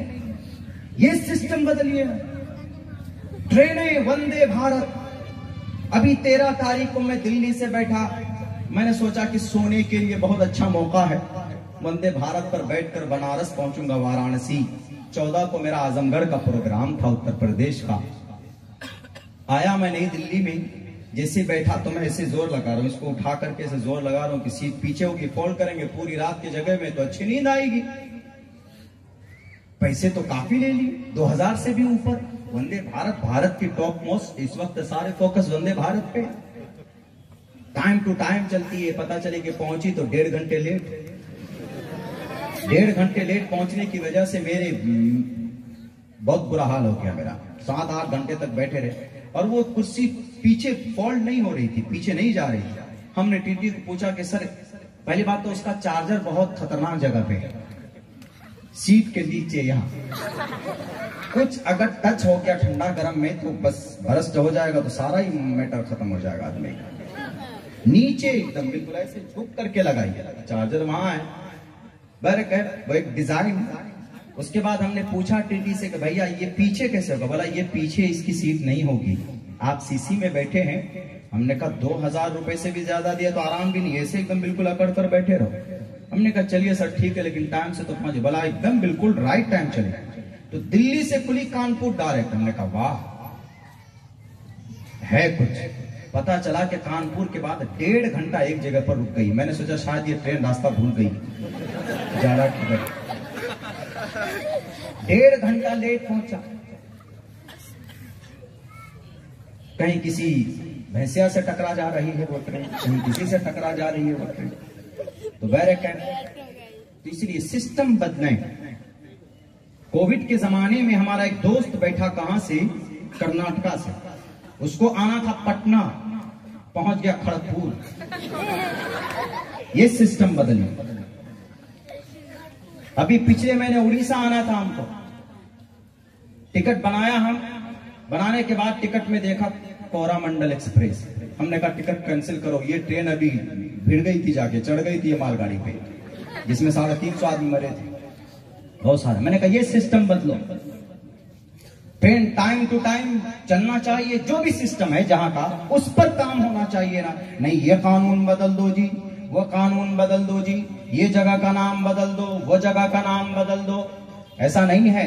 सिस्टम बदलिए, कानून बदलिए, करप्शन खत्म कीजिए। जो काम आप अच्छा करते हैं, काबिल तारीफ है, दिल से सलाम पेश करता हूं, कोई बात नहीं है। लेकिन जिसकी जरूरत नहीं है आवाम को, वो मत कीजिए। अच्छा काम कीजिए समाज के लिए। खामखा बिजी कर दिए लोगों को इधर, सारे हमारे मुस्लिम भाई को स्कैनर दे दिया, अब स्कैन करो, उसमें 5 मिनट 10 मिनट चला जा रहा है कि भाई अपने नोटिफिकेशन दो। क्या जरूरत थी? इसीलिए मुसलमान सबसे ज्यादा मुखालफत करता है यकसा सिविल कोड का, क्योंकि इस्लाम की कई सारे मसाइल से डायरेक्ट उसको टच करता है, उसको डिस्ट्रॉय करता है, उसको खत्म करता है। और फिर ये गैर कानूनी हम इसलिए बोलते हैं क्योंकि भारत के अंदर संविधान जो है उसका आर्टिकल नंबर 25 कहता है freedom of conscience and free profession and practice propagation of the religion. मैंने पहले जलसे में जब मैं आया था तो उस वक्त भी मैंने ये आर्टिकल पढ़कर सुनाया था। इस आर्टिकल के अंदर ये बात कही गई है कि सब कोई अपने मजहब के मुताबिक अकीदा रख सकते हैं, अपने मजहब के मुताबिक काम कर सकते हैं, शादी ब्याह कर सकते हैं, रिश्तेदारी कर सकते हैं, कुछ भी कर सकते हैं, इबादत कर सकते हैं, और जनाब अपने अपने अपने अपने अकीदे और मजहब के एतबार से जिंदगी बिता सकते हैं, और अपने मजहब की अच्छी बातों को माइक में बोल भी सकते हैं, अपने मजहब की अच्छी बातें दूसरों के सामने रख भी सकते हैं कि हमारे मजहब में यह अच्छी बात है, यह अच्छी बात है। इसलिए कि प्रोपेगेशन ऑफ द रिलीजन, धर्म की अच्छी बातों को लोगों के सामने पेश करना, जो बातें हम में अच्छी है हम आपको पेश कर सकते हैं, जो बातें हिंदू भाई में अच्छी है वो आपको पेश कर सकते हैं, जो बातें दलित समाज के अंदर अच्छी है वो आपको पेश कर सकते हैं। भारत का संविधान कहता है freedom of conscience and free profession and practice propagation, freedom of conscience and free profession. अकीदा, अकीदा कुछ भी हो सकता। एक मुसलमान है तो वह अल्लाह का अकीदा रख सकता, अगर एक हिंदू है तो वह ब्रह्मा को विष्णु को मान सकता, अगर एक कोई जैन है तो वो महावीर जैन स्वामी को अपना खुदा मान सकता, अगर कोई बुद्धिस्ट है तो वो गौतम बुद्ध सिद्धार्थ को अपना खुदा मान सकता, अगर कोई सिख है तो वो गुरु गोविंद सिंह गुरु नानक को अपना सब कुछ मान सकता, अगर कोई देश के अंदर मजूसी है तो वो अपने सूर्य देवता को बुद्ध आग की पूजा कर सकता। भारत का संविधान कहता है freedom of conscience and free profession. Profession का मतलब अकीदा कुछ भी रख सकता, एंड प्रैक्टिस अमल कुछ भी कर सकता, नमाज पढ़ सकता है, हाथ जोड़कर अगर कोई ईश्वर को कोई की भक्ति करे तो वो कर सकता है। हमारा भारत का संविधान कहता है, इतना खूबसूरत भारत के अंदर संविधान में आर्टिकल मौजूद है डॉक्टर भीमराव अंबेडकर साहब की सदारत में जो अच्छी बातें लिखी गई, लेकिन आज की तारीख में कुछ नफरत परस्त लोग कि भारत के अंदर डॉक्टर भीमराव अंबेडकर ने उनकी लिखी भी बात नहीं मानेंगे। डॉक्टर भीमराव अंबेडकर अकेले नहीं थे, तने तनहा नहीं थे कि उन्होंने ये कानून ये संविधान बनाया, उनके साथ पूरी टीम थी, उनके साथ कई लोग मौजूद थे और मुकम्मल 3 साल तक 2 साल 11 माह और कुछ दिन तक इसके ऊपर काम हुआ। यानी 3 साल तक काम होने के बाद बाज़ाब्ता तौर पर इसको नवंबर के महीने में 1949 को वहां सदन के अंदर बैठकर पास किया गया कि भाई 26 जनवरी 1950 को इसको इम्प्लीमेंट किया जाना चाहिए। लोग कहते हैं कि नहीं, हम इस संविधान को नहीं मानेंगे। वो लोग जो 1925 में पैदा हुए, वो लोग जो इस देश की कुर्बानी में जिनका एक कतरा पसीना तक नहीं बहा, खून तो दूर की बात है, वो कहते हैं कि हम संविधान को नहीं मानते, इसलिए कि संविधान डॉक्टर भीमराव अंबेडकर ने लिखा था। कौन है डॉक्टर भीमराव अंबेडकर? जाओ पूछो जवाहरलाल नेहरू से। जवाहरलाल नेहरू जब पहुंचे थे कैम्ब्रिज यूनिवर्सिटी, ऑक्सफोर्ड यूनिवर्सिटी का दौरा किया था और कहा था कि कैम्ब्रिज यूनिवर्सिटी के प्रोफेसरों और यहाँ के लोगों, यहाँ के ट्रस्टियों, हमें एक कोई महान इंसान चाहिए। हम भारत के अंदर संविधान लिखना चाहते, हम भारत की तकदीर लिखना चाहते, तो एक ऐसा इंसान मुझे दो जो बहुत ज्यादा अक्लमंद हो और बहुत ज्यादा पढ़ा लिखा हो। तो कैम्ब्रिज यूनिवर्सिटी के अथॉरिटी ने कहा, वहां की टीम ने कहा कि क्यों आए हो? Why did you come here from India? क्यों आए हो तुम इंडिया से यहाँ पर? तुमको आदमी की जरूरत है तो जाओ भारत के अंदर। एक तो डॉक्टर भीमराव अंबेडकर नाम का एक बंदा है, कहा कि क्या खासियत है? उनसे ये भी कहा गया वो तो नीचे बिरादरी से बिलोंग करते हैं, उनको तो एक्सेप्ट भी नहीं करेंगे। दुनिया वालों, भारत वालों, ये तारीख मालूम होना चाहिए। कैम्ब्रिज यूनिवर्सिटी के अथॉरिटी ने कहा कि डॉक्टर पंडित साहब, आपको पंडित जवाहरलाल नेहरू साहब, आपको नहीं मालूम है, शायद आपके देश के अंदर आज के जमाने में इतनी डिग्री का मालिक कोई हो जितनी डिग्री बैक वक्त आपका डॉक्टर भीमराव अंबेडकर के पास था। कहा कितनी डिग्रियां? 1, 2, 3, 4। आज तो कभी कभी बिना डिग्री वाले भी MP MLA बन जाते हैं, जिनके पास कुछ नहीं होता, अंगूठे के निशान भी नहीं लगाने आता, वो बना देते हैं जनाब उनको। लेकिन क्या कहा कि पता कौन है? 1, 2, 3, 4, 5 डिग्री कहा नहीं, और 6 और 7 नहीं, और 8 डिग्रियां नहीं, और 9 है नहीं, और कितना है? 10 नहीं, और 11 है कहा, और 12 डिग्रियों का मालिक अगर है तो डॉक्टर भीमराव अंबेडकर साहब। कौन कहता है? अंग्रेज, ये यहूदी जो अपने से बड़ा किसी को नहीं मानता, यहूदी। सबसे ज्यादा पढ़ा लिखा अगर कोई होता है आज के जमाने में तो वो यहूदी होते हैं, यहूद होते हैं। शादी नहीं करते वो, मजहबी झगड़े में नहीं पड़ते वो, लेकिन वो पढ़ते जरूर हैं। वो अपनी नस्ल के लिए पढ़ते हैं, वो अपने आप के लिए पढ़ते हैं। वो यहूदी कहता है डॉक्टर भीमराव अंबेडकर। लाओ ऐसा कोई महान व्यक्ति इस देश के अंदर, तब तुम बनाना कोई नया कानून बनाना हो भारत का संविधान मिटाकर, उनकी 1 डिग्री 2 डिग्री उनके करीब जाते जाते तुम्हारे बाल पक जाएंगे, कब्र पे चले जाओ। वो थे डॉक्टर भीमराव अंबेडकर, उन्होंने लिखी ये बात, freedom of conscience and free profession practice propagation of the religion. इसीलिए जरूरत ही नहीं, जरूरत है तो सिस्टम बदलो जरा। अब कुछ लोग आ गए, नहीं मौलाना आपके नबी साहब तो बहुत पुराने थे, आजकल का जमाना यंग है, हमारे नौजवान को कहो, आप खुद अपने मुसलमान नौजवानों को ले लीजिए, ईद में रबीउल अव्वल की 12 तारीख में, 12 रबीउल अव्वल में जश्न मनाते हैं हमारे नौजवान, बाइक पे बैठेंगे, फुल स्पीड देंगे, स्टंट करेंगे। कहते देखिए आपके नौजवान जितने हैं आपके नबी को फॉलो नहीं करते, आपके नबी को हम मानते हैं, एक एतराज, आपके नबी को मानते हैं लेकिन आपका नबी 1450 साल पहले जो लोग थे उनके लिए रोल मॉडल थे, आज के जमाने के नौजवानों के लिए रोल मॉडल नहीं। हमने कहा कैसे भाई, हमारा नबी तो आज के लिए भी, कहा बिल्कुल नहीं, मैं प्रूफ देता हूं। एक मीडिया वाला बोलता है, उसका सवाल है ये, वो कहता नहीं हम बताते हैं आपको, आपके नबी किस पे सवारी करते थे? ऊंट पे करते थे। हमारे नबी किस पे बैठते थे, सफर करते थे? ऊंट पे, घोड़े पे, खच्चर पे यानी गधे पे, इन सब जानवरों पर सवारी करते थे अल्लाह के नबी अलैहिस्सलाम। तो हमने कहा इन पे करते थे, बोला आप अगर अपनी नबी की बात मानेंगे, आप कहेंगे कि नबी को फॉलो करो, तो आज आपके जितने भी मुस्लिम नौजवान हैं ये खपाची पे क्यों बैठते, ये पल्सर पे क्यों बैठते, ये 4 व्हीलर स्विफ्ट क्यों चलाते, मतलब अच्छी गाड़ियां क्यों चलाते हैं? आपके मुसलमानों में बहुत से ऐसे हैं कि जो करोड़ों रुपए की गाड़ी पे बैठते हैं, क्या जरूरत है? आपके नबी तो ऊंट पे बैठे, घोड़े पे सवारी की आपने, बल्कि उस घोड़े का चर्चा भी है, अश्वमा शुभमा रूहा देवदत्तम जगतपति असिनाश दूदमन मठेश्वर्य गुणन्विता।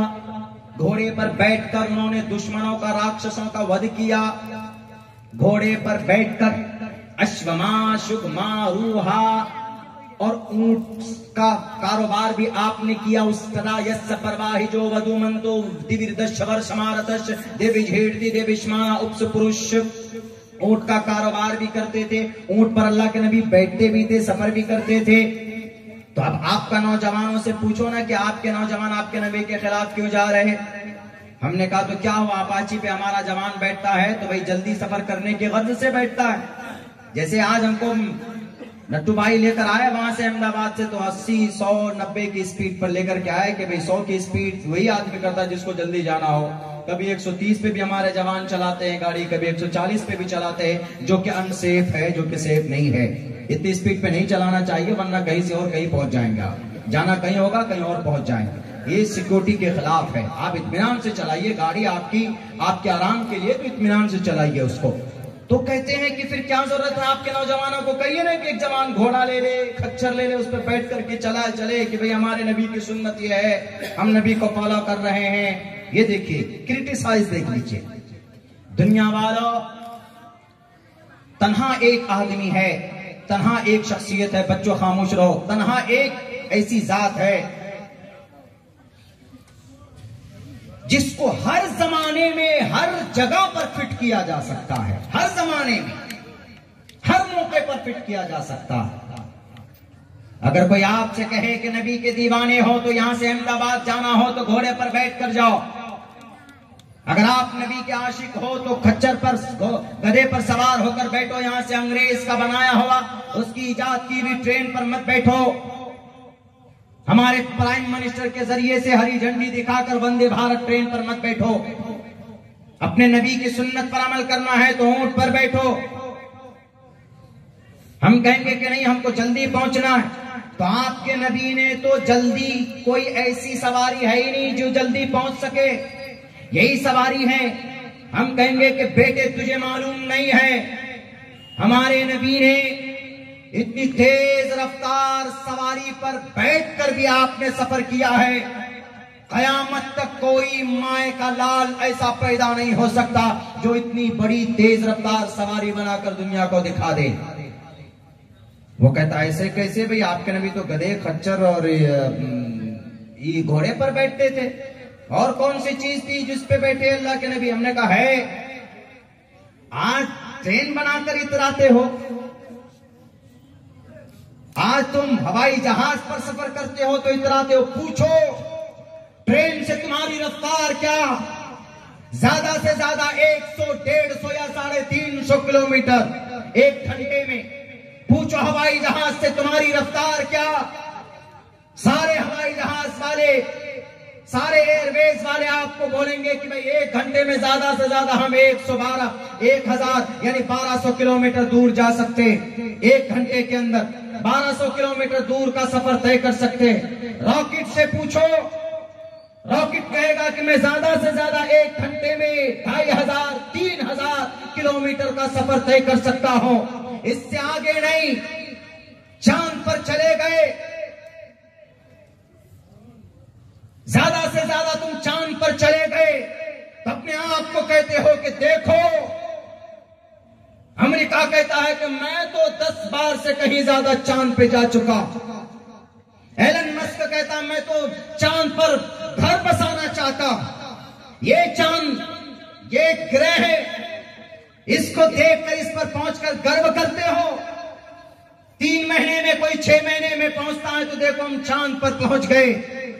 हमारे नबी की सवारी बताओ, न तो रॉकेट पीछा कर सकता है, न हवाई जहाज पीछा कर सकता है, न जनाब दुनिया की कोई बुलेट ट्रेन उसका मुकाबला कर सकती है। अल्लाह के नबी जिस सवारी पर बैठकर आपने सफर किया है, दुनिया के अंदर आज तक किसी साइंसदान ने सोचा भी नहीं है कि हम इस तरह की तेज रफ्तार सवारी बना सकते हैं। उस सवारी का नाम बुर्राक है। आप बैठे, आप अलैहिस्सलातु वस्सलाम कहा मस्जिदे मक्कतुल मुकर्रमा में, हरम में बैठे हैं, और आप उस बुर्राक के जरिए कहां गए? मस्जिदे बैतुल मक़दिस गए, मस्जिदे अक्सा गए। वहां पर कुंडी से बांध दिया जाता है उस बुर्राक को, और उसके बाद आप अलैहिस्सलाम नमाज पढ़ाते हैं। उस मस्जिद के अंदर एक पत्थर है, वहां से आप फिर बुर्राक पर बैठते हैं, और सेकंडों नहीं, जहां तक नजर जाती है मोहम्मदुर रसूलुल्लाह की, वहां तक इस बुर्राक का एक कदम पड़ता। आओ मुकाबला करो नबी की सवारी के, आओ नबी की सवारी की रफ्तार का अंदाजा लगाओ कि कितने किलोमीटर पर आवर आप अलैहिस्सलाम की रफ्तारी चलती। ये है नबी। हमारे नबी 1450 साल पहले के लिए नहीं आए थे। तुम चांद पे जाकर कामयाब समझते हो अपने आप को, हमारे नबी चांद पर नहीं, पहले आसमान पर गए। गया कोई साइंसदान आज तक पहले आसमान पर? कब्र में चला जाएगा आविष्कार करते करते, लेकिन आसमान पर कदम नहीं रख सकता। हमारे नबी आसमान पर भी गए, हमारे नबी दूसरे आसमान पर गए, तीसरे आसमान पर गए, चौथे आसमान पर गए, 5वें, 6ठे, 7वें आसमान पर गए, और बिलाखिर आप बैत मामूर पर भी गए, और वहां से आगे भी आपने सफर शुरू किया। आप अर्श मुअल्ला तक गए, वहां जहां इस पूरे ब्रह्मांड का, पूरी दुनिया का पालनहार बैठा हुआ है। आप उसके पास करीब गए और यूं कहा सुम्मा दना फतदल्ला फकाना क़ाब क़ौसैनी औ अदना। तो अल्लाह के नबी अलैहिस्सलाम ने कहा, अल्लाह को देखकर अत्तहियातु लिल्लाहि वस्सलावातु वत्तय्यिबातु वस्सलामु अलैका अय्युहन नबिय्यु व रहमतुल्लाह। ये डिस्कस किया गया अल्लाह के नबी के तरफ से, अत्तहियातु लिल्लाहि वस्सलावातु वत्तय्यिबातु अस्सलामु, अल्लाह यहां से कहता अस्सलामु अलैका अय्युहन नबी, अल्लाह कहता है। और साइंसदानों तुम जाकर वहां किससे बात करते हो? शैतानों से। तुम तो जाकर शैतानों से वहां जाकर साजिशें करते हो। और हमारे अल्लाह के नबी गए क्रिएटर ऑफ द वर्ल्ड, सर्वशक्तिमान, उससे जाकर मिले और तोहफा नमाज का लेकर के आप इस दुनिया के अंदर आए। है कोई? ये चैलेंज लिख कर देता हूं, मीडिया वालों हिम्मत हो। अभी टाइम्स नौ भारत वाला मेरी तस्वीर इतनी बड़ी लगाकर, एक तरफ मौलाना जरजीत साहब उनकी तस्वीर लगाकर थंबनेल बनाया। मेरे पास हमारे इलाके के एक नेताजी, उन्होंने भेजा कि मौलाना देखिए आपकी तस्वीर है, आपका बयान भाषण है इसमें। हमने पूरा सुना तो पता चला कहीं मेरे भाषण ही नहीं, मेरी तस्वीर लगा दी। हमने कहा कि according to the Indian constitution Abdullah Salim को आदत है बात करने की, भारत के संविधान के मुताबिक हम गैर कानूनी कोई भी बात नहीं करते। साजिशें रची जाती है हिम्मत तो बताओ दुनिया को, ये मेरा चैलेंज है, लिख लो कयामत तक, to the day of judgement. अगर तुम्हारे रगों के अंदर तुम्हारा जमीर जिंदा है, तुम्हारे रगों के अंदर खून है, पानी नहीं है, कयामत की सुबह तक कोई माए का लाल चांद को क्रॉस नहीं कर सकता, पहुंच नहीं सकता वहां तक। ज्यादा से ज्यादा चांद पर चले जाएंगे, आसमान से आगे नहीं जा सकता। चांद तक जा सकते, आसमान से आगे नहीं जा सकता। ये रिकॉर्ड अगर किसी के नाम है, अल्लाह से मुलाकात करके, बात करके, डिस्कस करके आने की, तो आखिरी नबी मोहम्मद रसूलुल्लाह सल्लल्लाहु अलैहि वसल्लम के नाम। मॉडर्न जमाने में मेंढक की तरह उछलते हो, हमारे पास ये है, हमारे पास ये। अब लोग कहते हैं कि मौलाना आपके जो कुरान में जो आयतें हैं, उस आयतों पर कुछ चर्चा कर लिया जाए थोड़ी देर।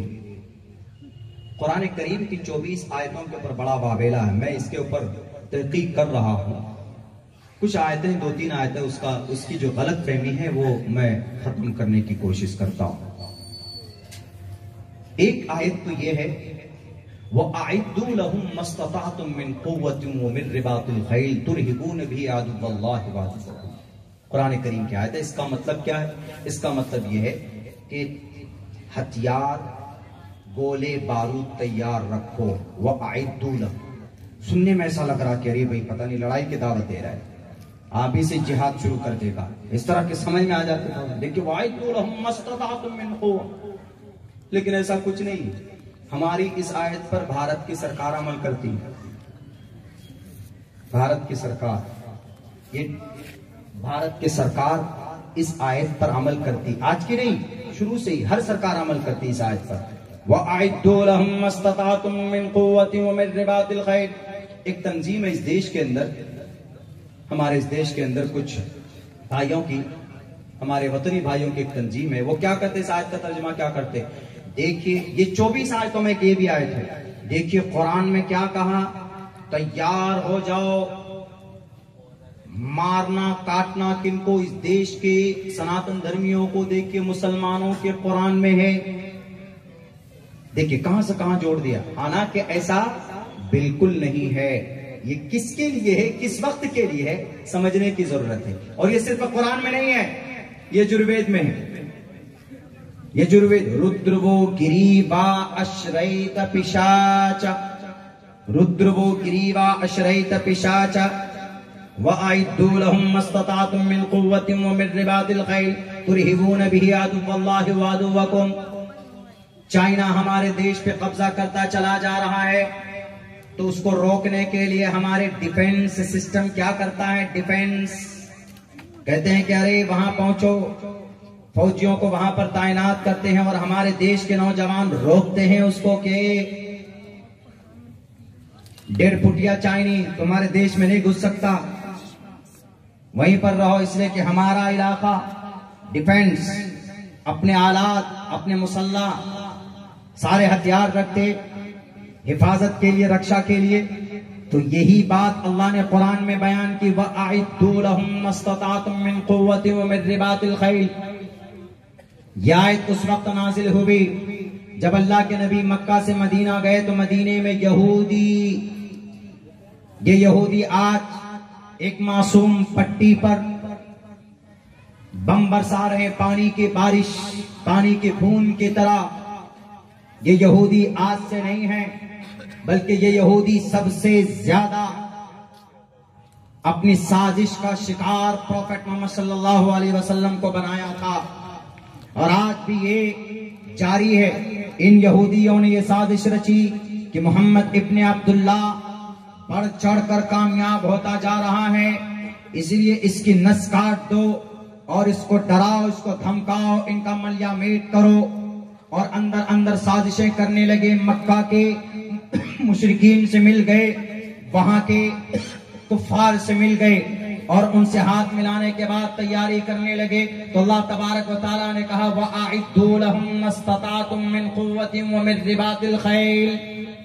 अगर हमारे मुल्क भारत पर कोई कब्जा करना चाहेगा, साजिशें रचेगा, तो क्या बताइए, पता चल जाने के बाद हमारे इस देश के डिफेंस सिस्टम बैठा रहेगा नहीं, बल्कि कोई ना कोई एक्टिविटी करेगा।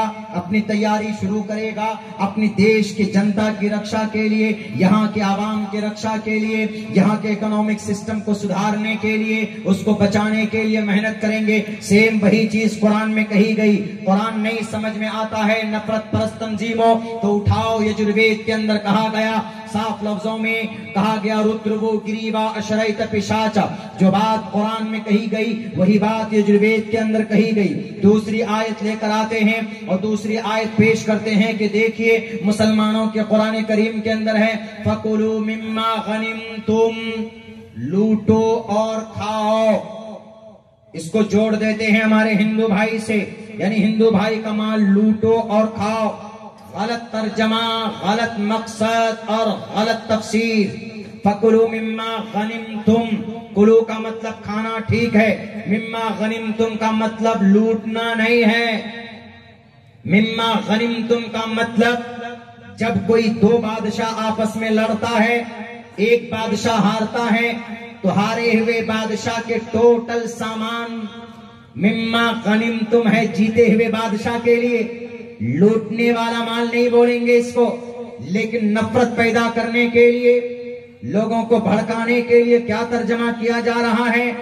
इसीलिए मैं कहता हूं कि अल्लाह ने जो कहा है, अल-यौमा अकमलतु लकुम दीनकुम व अतममतु अलैकुम निअमती व रज़ीतु लकुमुल इस्लाम दीना, इसीलिए अल्लाह के फरमान 100% सच्चा है और अल्लाह का कलाम भी सच्चा है।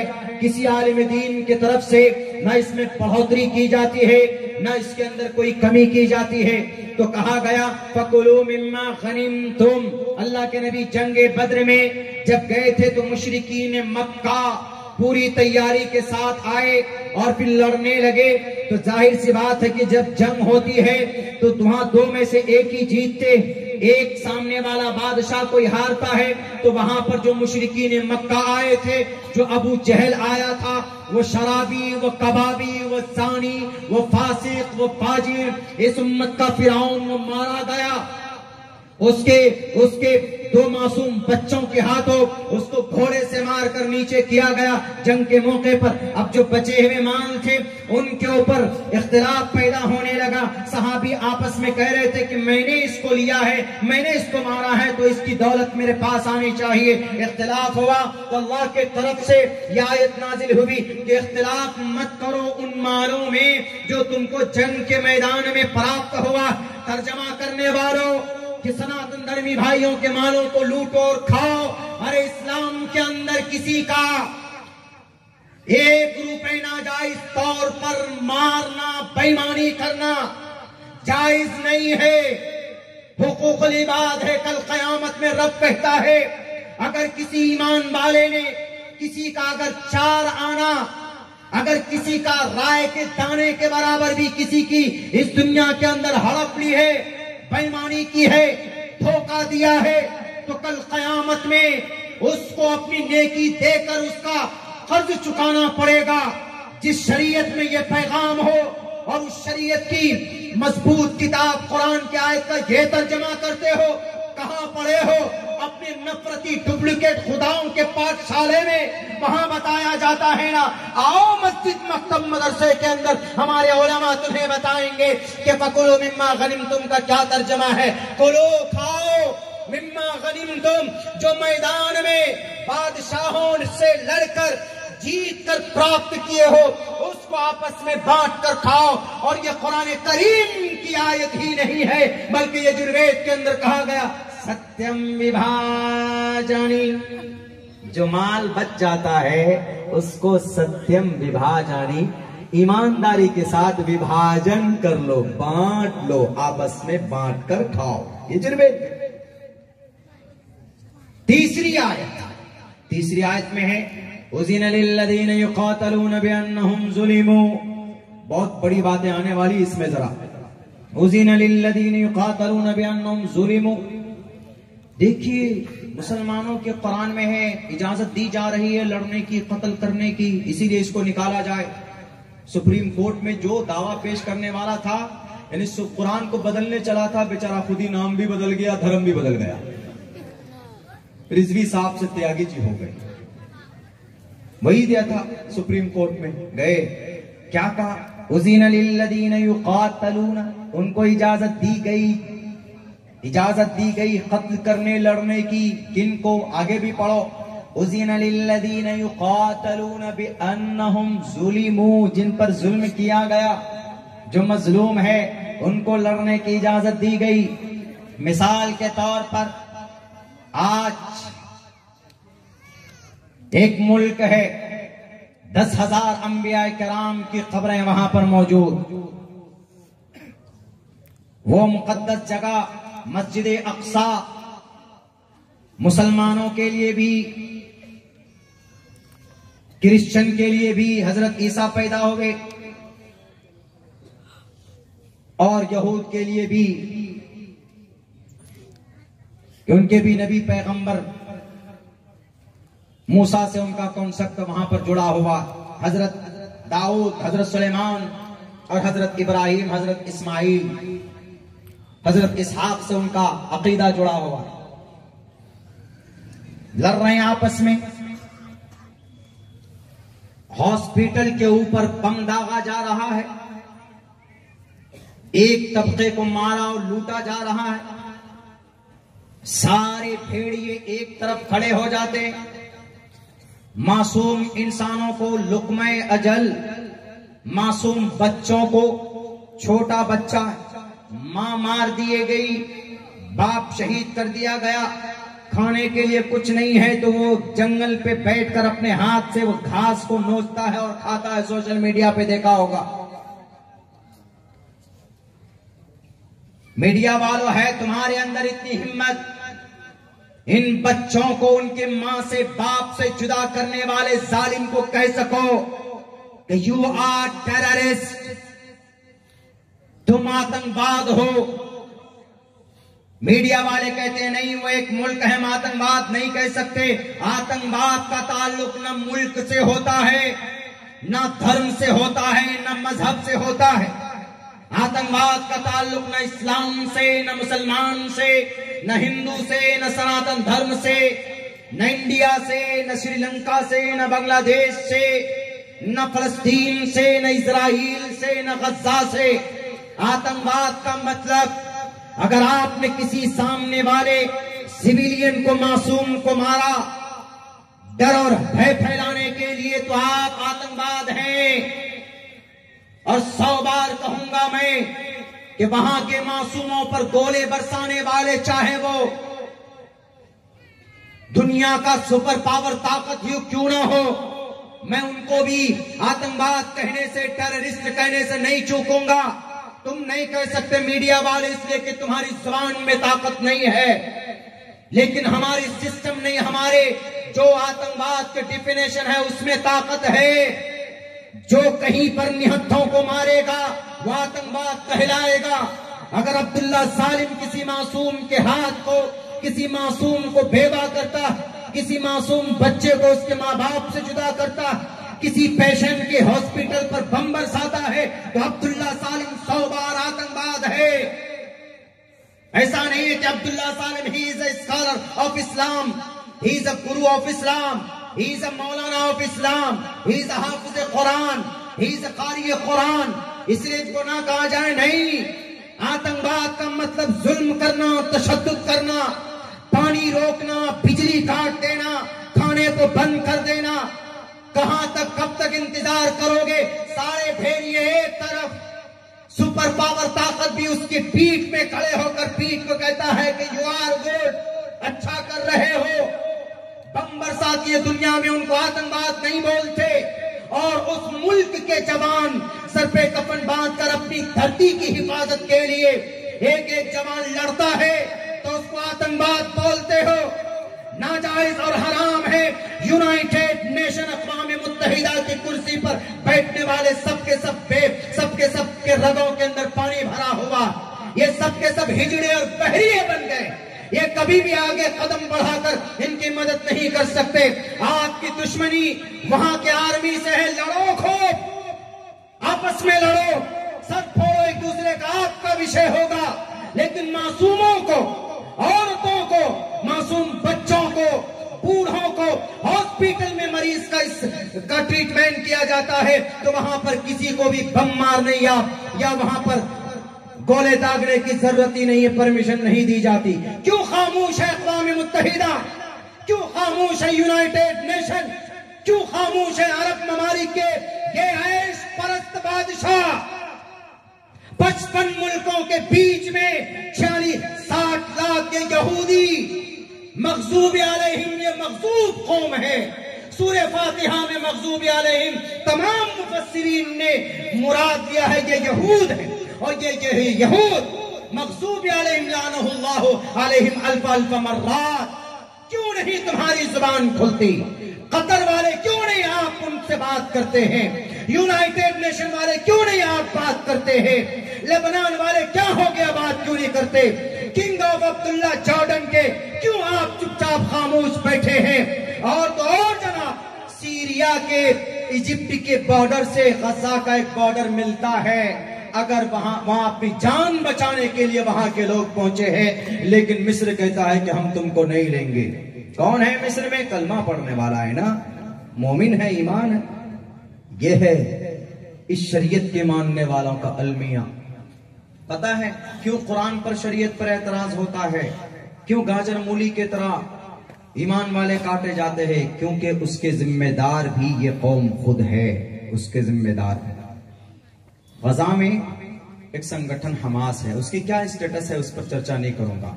वहीं पर फलस्तीन में पूरब तरफ, वेस्ट बैंक की तरफ अल फतेह है और एक और है, इनमें 24 का आंकड़ा। इंतशार हो गया, जब इंतशार होगा तो अल्लाह की मदद नहीं आती। देख लीजिए हर जगह पर है, यहां पर भी है, हमारे यहां भी आपस में इंतशार। तुम ऐसा कर रहे, हम करने नहीं देंगे। तुम ये कर रहे, मैं तुम्हारी खबरें वहां भेजता हूं, रुको तो। परेशान करते। जहां पर इंतशार ने जन्म लिया वहां पर अल्लाह की रहमत रुक जाती है, चाहे भले ही कितनों ही मुबारक जगह क्यों ना। उंदुलुस 800 साल तक मुसलमानों की हुकूमत थी, लेकिन इंतशार ने उंदुलुस को बदल दिया। स्पेन को नाम लेने वाला नहीं, मस्जिद कुर्तबा के अंदर अजान नहीं होती। कुरान पर आसानी से आज लोग टिप्पणी करते हैं। हमारे पास जवान नहीं, हमारे पास ऐसे पढ़े लिखे नौजवान नहीं जो इसका एक्सप्लेन करे। बहुत आसान है। जो आपके कुरान को टारगेट करते हैं, भारत के संविधान को टारगेट करते हैं, कुछ मिशन लेकर चलो कि हम भारत के संविधान को टारगेट नहीं होने देंगे, कुरान पर कोई एलिगेशन लगाएगा तो हम उसको मुंह तोड़ जवाब देंगे। ये जवानों में और ये इस कौम के अंदर ये भावना होना चाहिए, लेकिन नहीं। हमें उसको कैसे फंसाना है, उसकी मुखबरी कैसे करनी है, उसको कैसे जेल में ठूसना है, ये दिमाग में हमारा भूसा भरा हुआ रहता है। मौलाना अब्दुल्ला फलां तंजीम से, मौलाना अब्दुल्ला फलां तंजीम से, याद रखो आज जो ये कौम तबाह हो रही है, इसने मुस्तकबिल को न सोचकर अपने हाथों में चूड़ियां पहनकर बैठे हैं। ये इजराइल की तारीख पढ़िए, वहां की गोल्डा माहिरा, एक लेडीज ने, एक औरत ने इजराइल की तकदीर बदल दी। किस पर?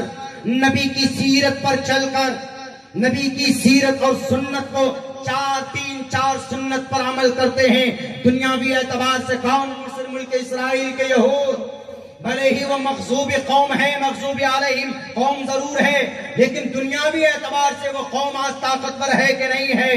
सारे अरब कंट्रीज के, मुस्लिम ममालिक के, सबके मुंह में नोटों का बंडल थोप दिया है, बोल नहीं सकते। आपको पता होना चाहिए 1967 में जब जंग हुई थी, कतर ने सिर्फ पेट्रोल बंद कर दिया था तो अमेरिका घुटने में आ गया था और कहा था कि माफ कर दो अरब कंट्रीज के लोगों, हम अपने दोस्त को रोक देते हैं इस्राइल को। आज क्यों नहीं? अल्लाह के नबी ने कहा, अल मुस्लिम का जसदिन वाहिदिन, मुसलमान एक जिस्म का मानिंद है।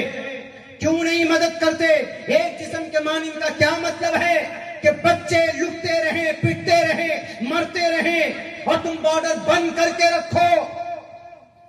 कोई भी हो मरने वाला, कहीं पर भी किसी पर जुल्म होता हो, उसकी मदद होनी चाहिए, उसका साथ होना चाहिए, कहीं पर भी हो, हमारे देश में ही क्यों ना हो।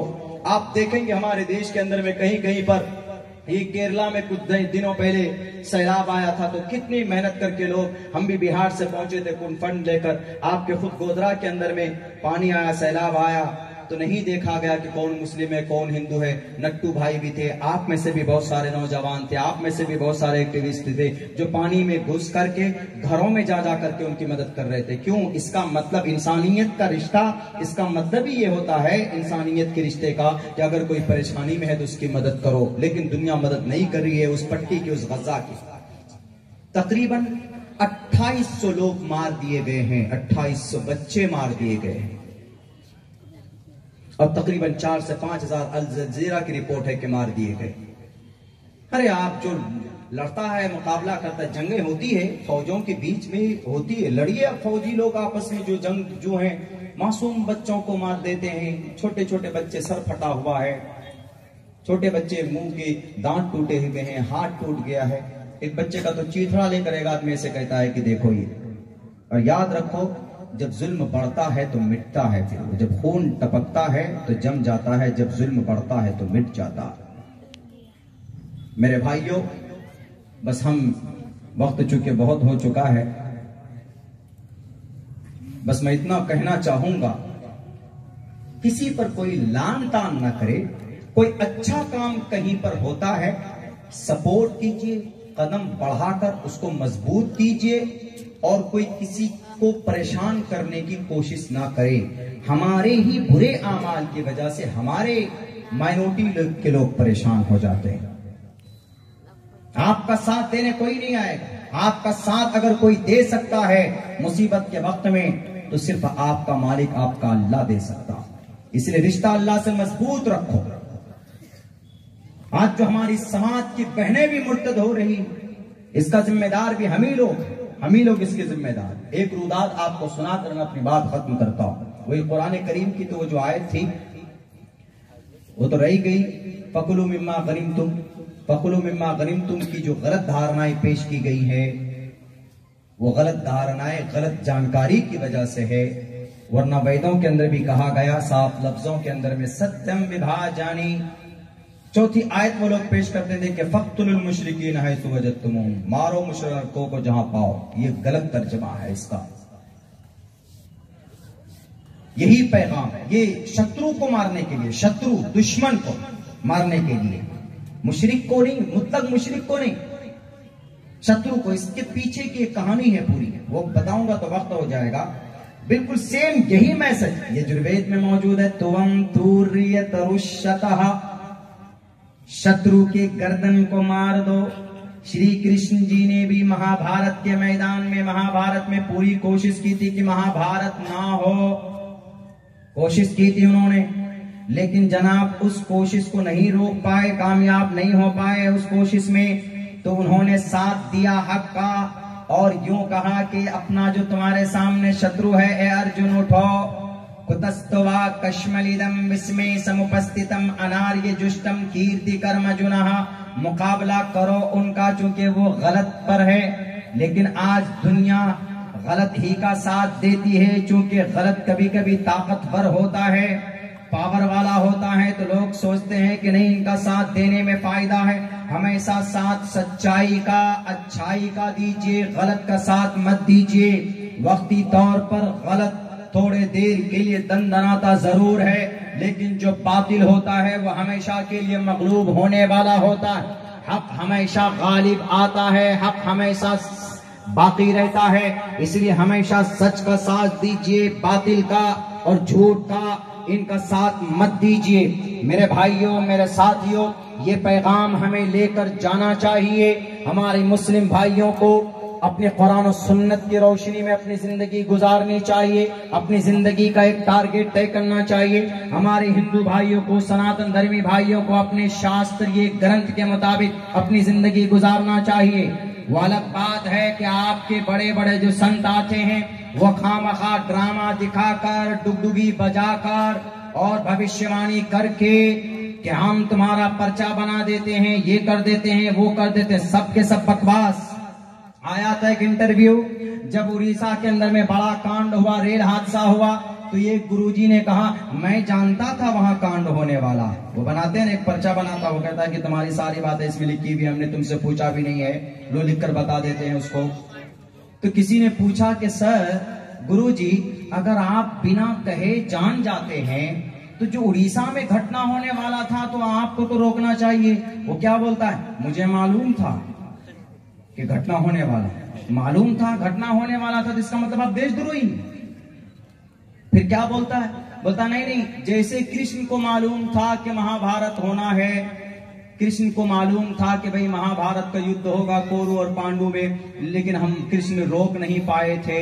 अरे तो कृष्ण जी ने कोशिश की थी, कृष्ण जी ने कहा था, समझाया था, दुर्योधन को भी और अर्जुन को भी, इधर इनके पांडवों को भी कोशिश की थी उसने कि युद्ध टल जाए ना हो, कोशिश की थी, बोला था।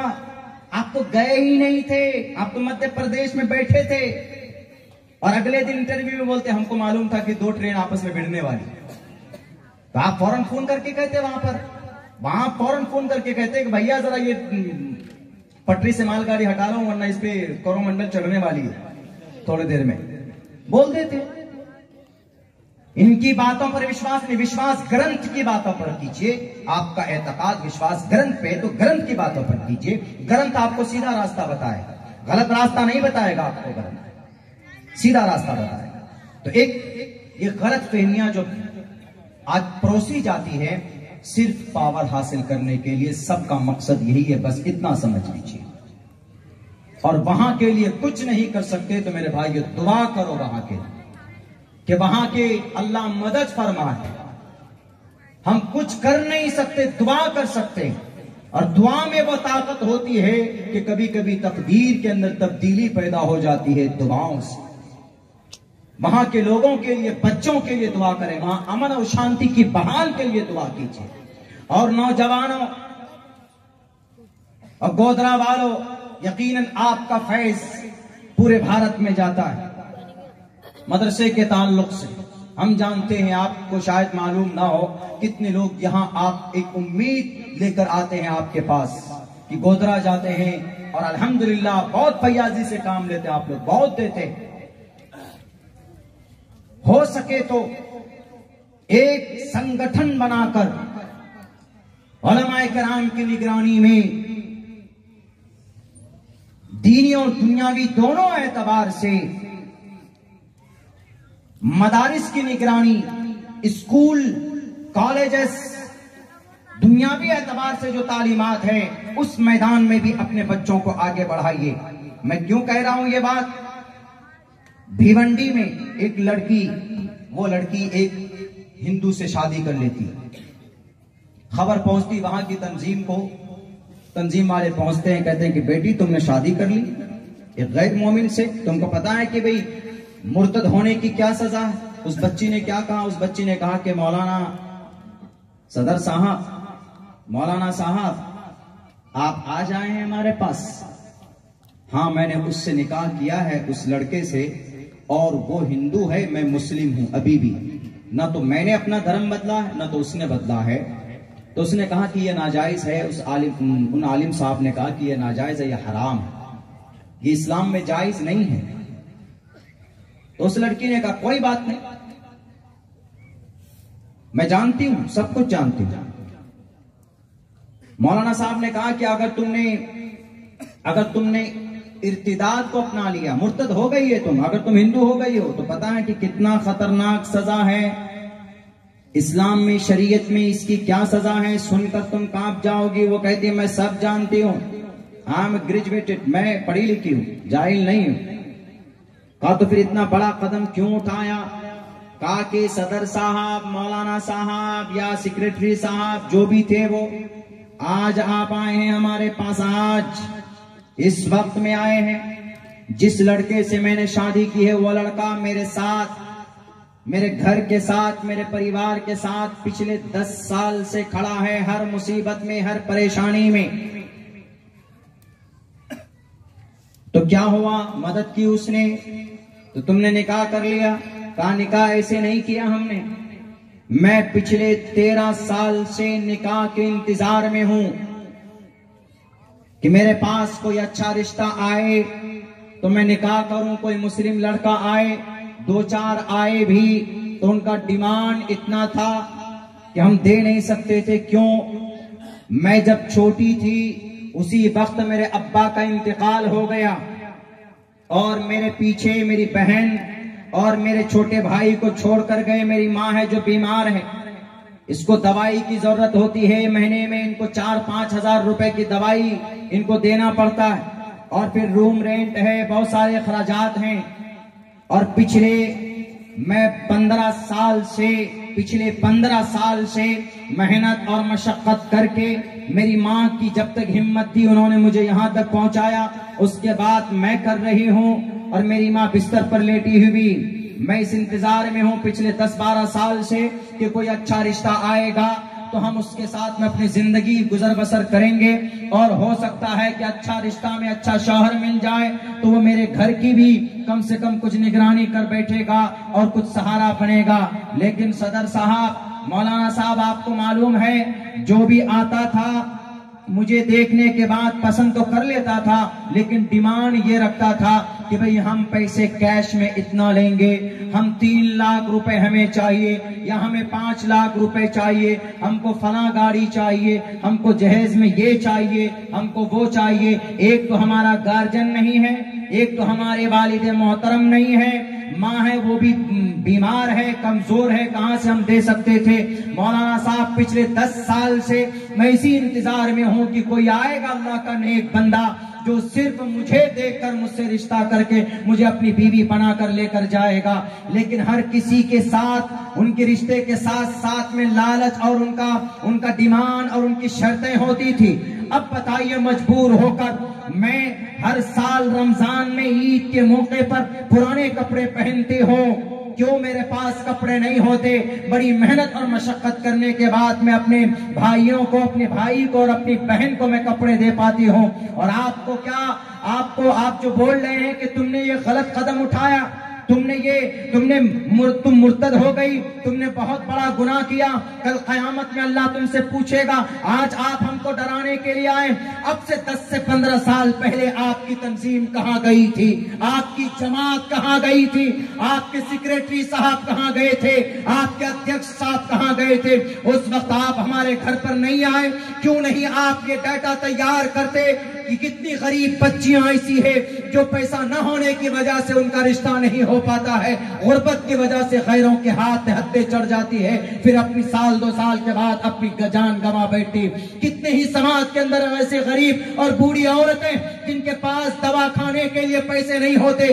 आपके पास ये लिस्ट क्यों नहीं है? जब आप कौन से 25-25 हजार रुपए जमा करते हैं, जब आपकी तंजीम के फंड में करोड़ों रुपए हैं, तो ये पैसा आपके फॉर्च्यूनर गाड़ी के लिए नहीं है, ये पैसा आपके एयर कंडीशन रूम में बैठकर इस्तेमाल होने के लिए नहीं है, ये पैसा गरीब जनता के लिए है, ये पैसा हम जैसे गरीब बच्चियों के लिए। और दर्द जब होता था मौलाना साहब, मेरे घर के दोनों तरफ करोड़पति हैं, अपनी बेटी की शादी की उन्होंने 25 से 30 लाख रुपए का डेकोरेशन किया।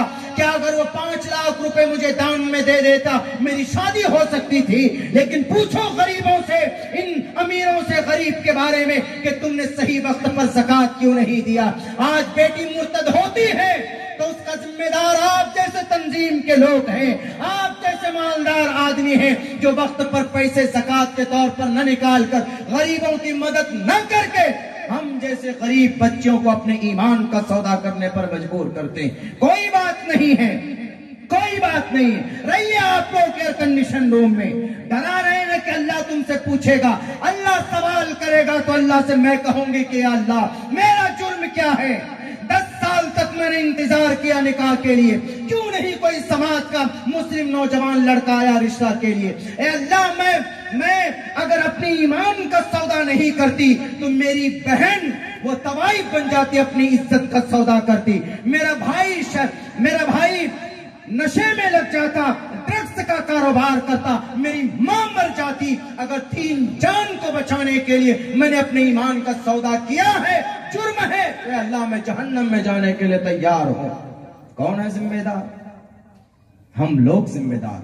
हम लोग सिर्फ बहुत आसान है चाय की दुकान पर बैठकर अरे फला तो ऐसा फला तो ऐसा। कौम की हालत के लिए सोचो मुसलमान, आप तकदीर बदल सकते हैं। 35 करोड़ की तादाद है पूरे भारत के अंदर मुसलमान। एक रुपए अगर एक दिन भी जमा करेंगे 10 करोड़ मुसलमान, तो एक दिन में 10 करोड़ रुपए जमा हो सकता है कि नहीं? एक महीने में तकरीबन 350 करोड़ रुपए जमा, 3500 करोड़ रुपए जमा हो सकता है एक महीने में। कितना रुपए देना? 1 रुपए। और फिर पता एक महीने के अंदर में अगर 3500 करोड़ रुपए जमा हो जाए, ईमानदारी से बताइए, न हमारे आइम्मा को तकलीफ हो सकती, इमाम को भी तनख्वाह दिया जा सकता है, मदरसे भी चलाए जा सकते हैं, मकतब भी चलाए जा सकते हैं, गरीब बच्चों की शादी भी हो सकती है। और फिर ताकि उन बच्चों की सही वक्त में शादी हो जाए, उनकी निगरानी देखभाल हो जाए, तो अपने ईमान का सौदा ना करे। हो सकता है कि नहीं हो सकता? आज मेडिकल साइंस कॉलेज नहीं है, MBBS कॉलेज नहीं है, बड़ी हायर स्टडीज के लिए हमारे पास इंस्टीट्यूशंस नहीं है। अगर इस तरह का सिस्टम बन जाए, अल्लाह करे, तो हम उन पैसों से इस देश के अंदर बड़ी से बड़ी यूनिवर्सिटी कायम कर सकते हैं, जहां पर बुर्के में हमारी बच्चियां जाकर डॉक्टरेट की तालीम हासिल करें। आज है किसी तंजीम, कोई बताए हमारे मुस्लिम तंजीम में कि नहीं जनाब वहां पर मुस्लिम MBBS है, मुस्लिम बच्चियां पढ़ सकती हैं पर्दे में? है? नहीं है। क्या किया? खाया मटन चिकन, बस, और कुछ नहीं किया। ये जो हमने आपके सामने कारगुजारी पेश की, ये सिर्फ एक है। आपके गुजरात के अंदर 2500 बच्चियां मुर्तद हुई है सन 2020 के अंदर। सिर्फ 2500 बच्चे सिर्फ आपके गुजरात के अंदर, और भी स्टेट के अंदर हुई। कौन जिम्मेदार? हम लोग जिम्मेदार, सब कौम का एक एक तबका जिम्मेदार। इसीलिए अल्लाह से दुआ कीजिए कि अल्लाह कोई ऐसा निजाम बना। सोच रहा हूं, मैं कोशिश कर रहा हूं इंडिया लेवल पर, वही उसको वहां नूह मेवात में जो जुनेद और नासिर को मारा गया, मैंने रिपोर्ट ली है, 6 बच्चे उसके छोटे छोटे। उसकी बीवी कहती है कि शुरू में तो कुछ पैसा मिला, कुछ लोग आए दे दिया, लेकिन अब मैं जाती हूं गांव में, कुछ लेकर आती हूं कुछ लोगों से, तब जाकर हमारा चूल्हा जलता है। कहां सो गए मुसलमान करोड़पति लखपति? उनके घर में तनहा वो लोग कमाने वाले। क्या 2000 रुपए मिलकर नहीं दे सकते महीने में हम? कौन जिब्राइल आएंगे? उमर फारूक की जिंदगी से सबक नहीं मिलता है? हमारे दानिश्वर, हमारे उलमा को आगे आना होगा। मस्जिद के मिंबर पर बैठकर, मदरसे पर बैठकर, यकीनन आपकी बड़ी कुर्बानी है, जरूरी है आपके लिए मिंबर पर बैठकर सही बातें बताना और मदरसे के अंदर में उलमा पैदा करना, लेकिन कौम को सही डायरेक्शन देना भी आपकी जिम्मेदारी। बिकॉज यू आर वारिसे अंबिया। मेरे से आपका इख्तिलाफ हो सकता है, हो कीजिए, लेकिन आप उमर फारूक की जिंदगी बयान कीजिए। उमर फारूक कंधे पर अनाज का गल बोरियां लेकर जाते थे। कौन गरीब है जिसके घर में चूल्हा नहीं जलता था तो फौरन पहुंचाते। इमाम हुसैन के नाम पर बड़ी तकरीरें हम करते हैं, अब बड़े जुलूस को हम निकालते हैं, लेकिन इमाम हुसैन रजी अल्लाह ताला अन्हु का एक नाम अबुल मसाकीन था। मिस्कीनों के घर में 2 वक्त की रोटी न हो तड़पते थे, जा जाकर अनाज पहुंचाते थे, आटा पहुंचाते थे, जौ पहुंचाते थे, खजूर और घी पहुंचाते थे। ऐसे नहीं है। इसीलिए तब्दीली लानी होगी मुसलमानों, सोशलिस्ट बनना होगा। हर आदमी को अपनी जिम्मेदारी समझनी होगी। अल्लाह से दुआ कीजिए कि अल्लाह तबारक व तआला हम तमाम मुसलमान भाइयों को कहने सुनने से ज्यादा उस पर अमल की तौफीक अता फरमाए। बहुत बहुत शुक्रिया कमेटी का, एक एक फर्द का, नौजवानों का, आप सबका। अल्लाह से दुआ है कि अल्लाह कहने सुनने से ज्यादा अमल की तौफीक अता फरमाए। बहुत बहुत शुक्रिया। जज़ाकल्लाह। अस्सलाम वालेकुम व रहमतुल्लाह।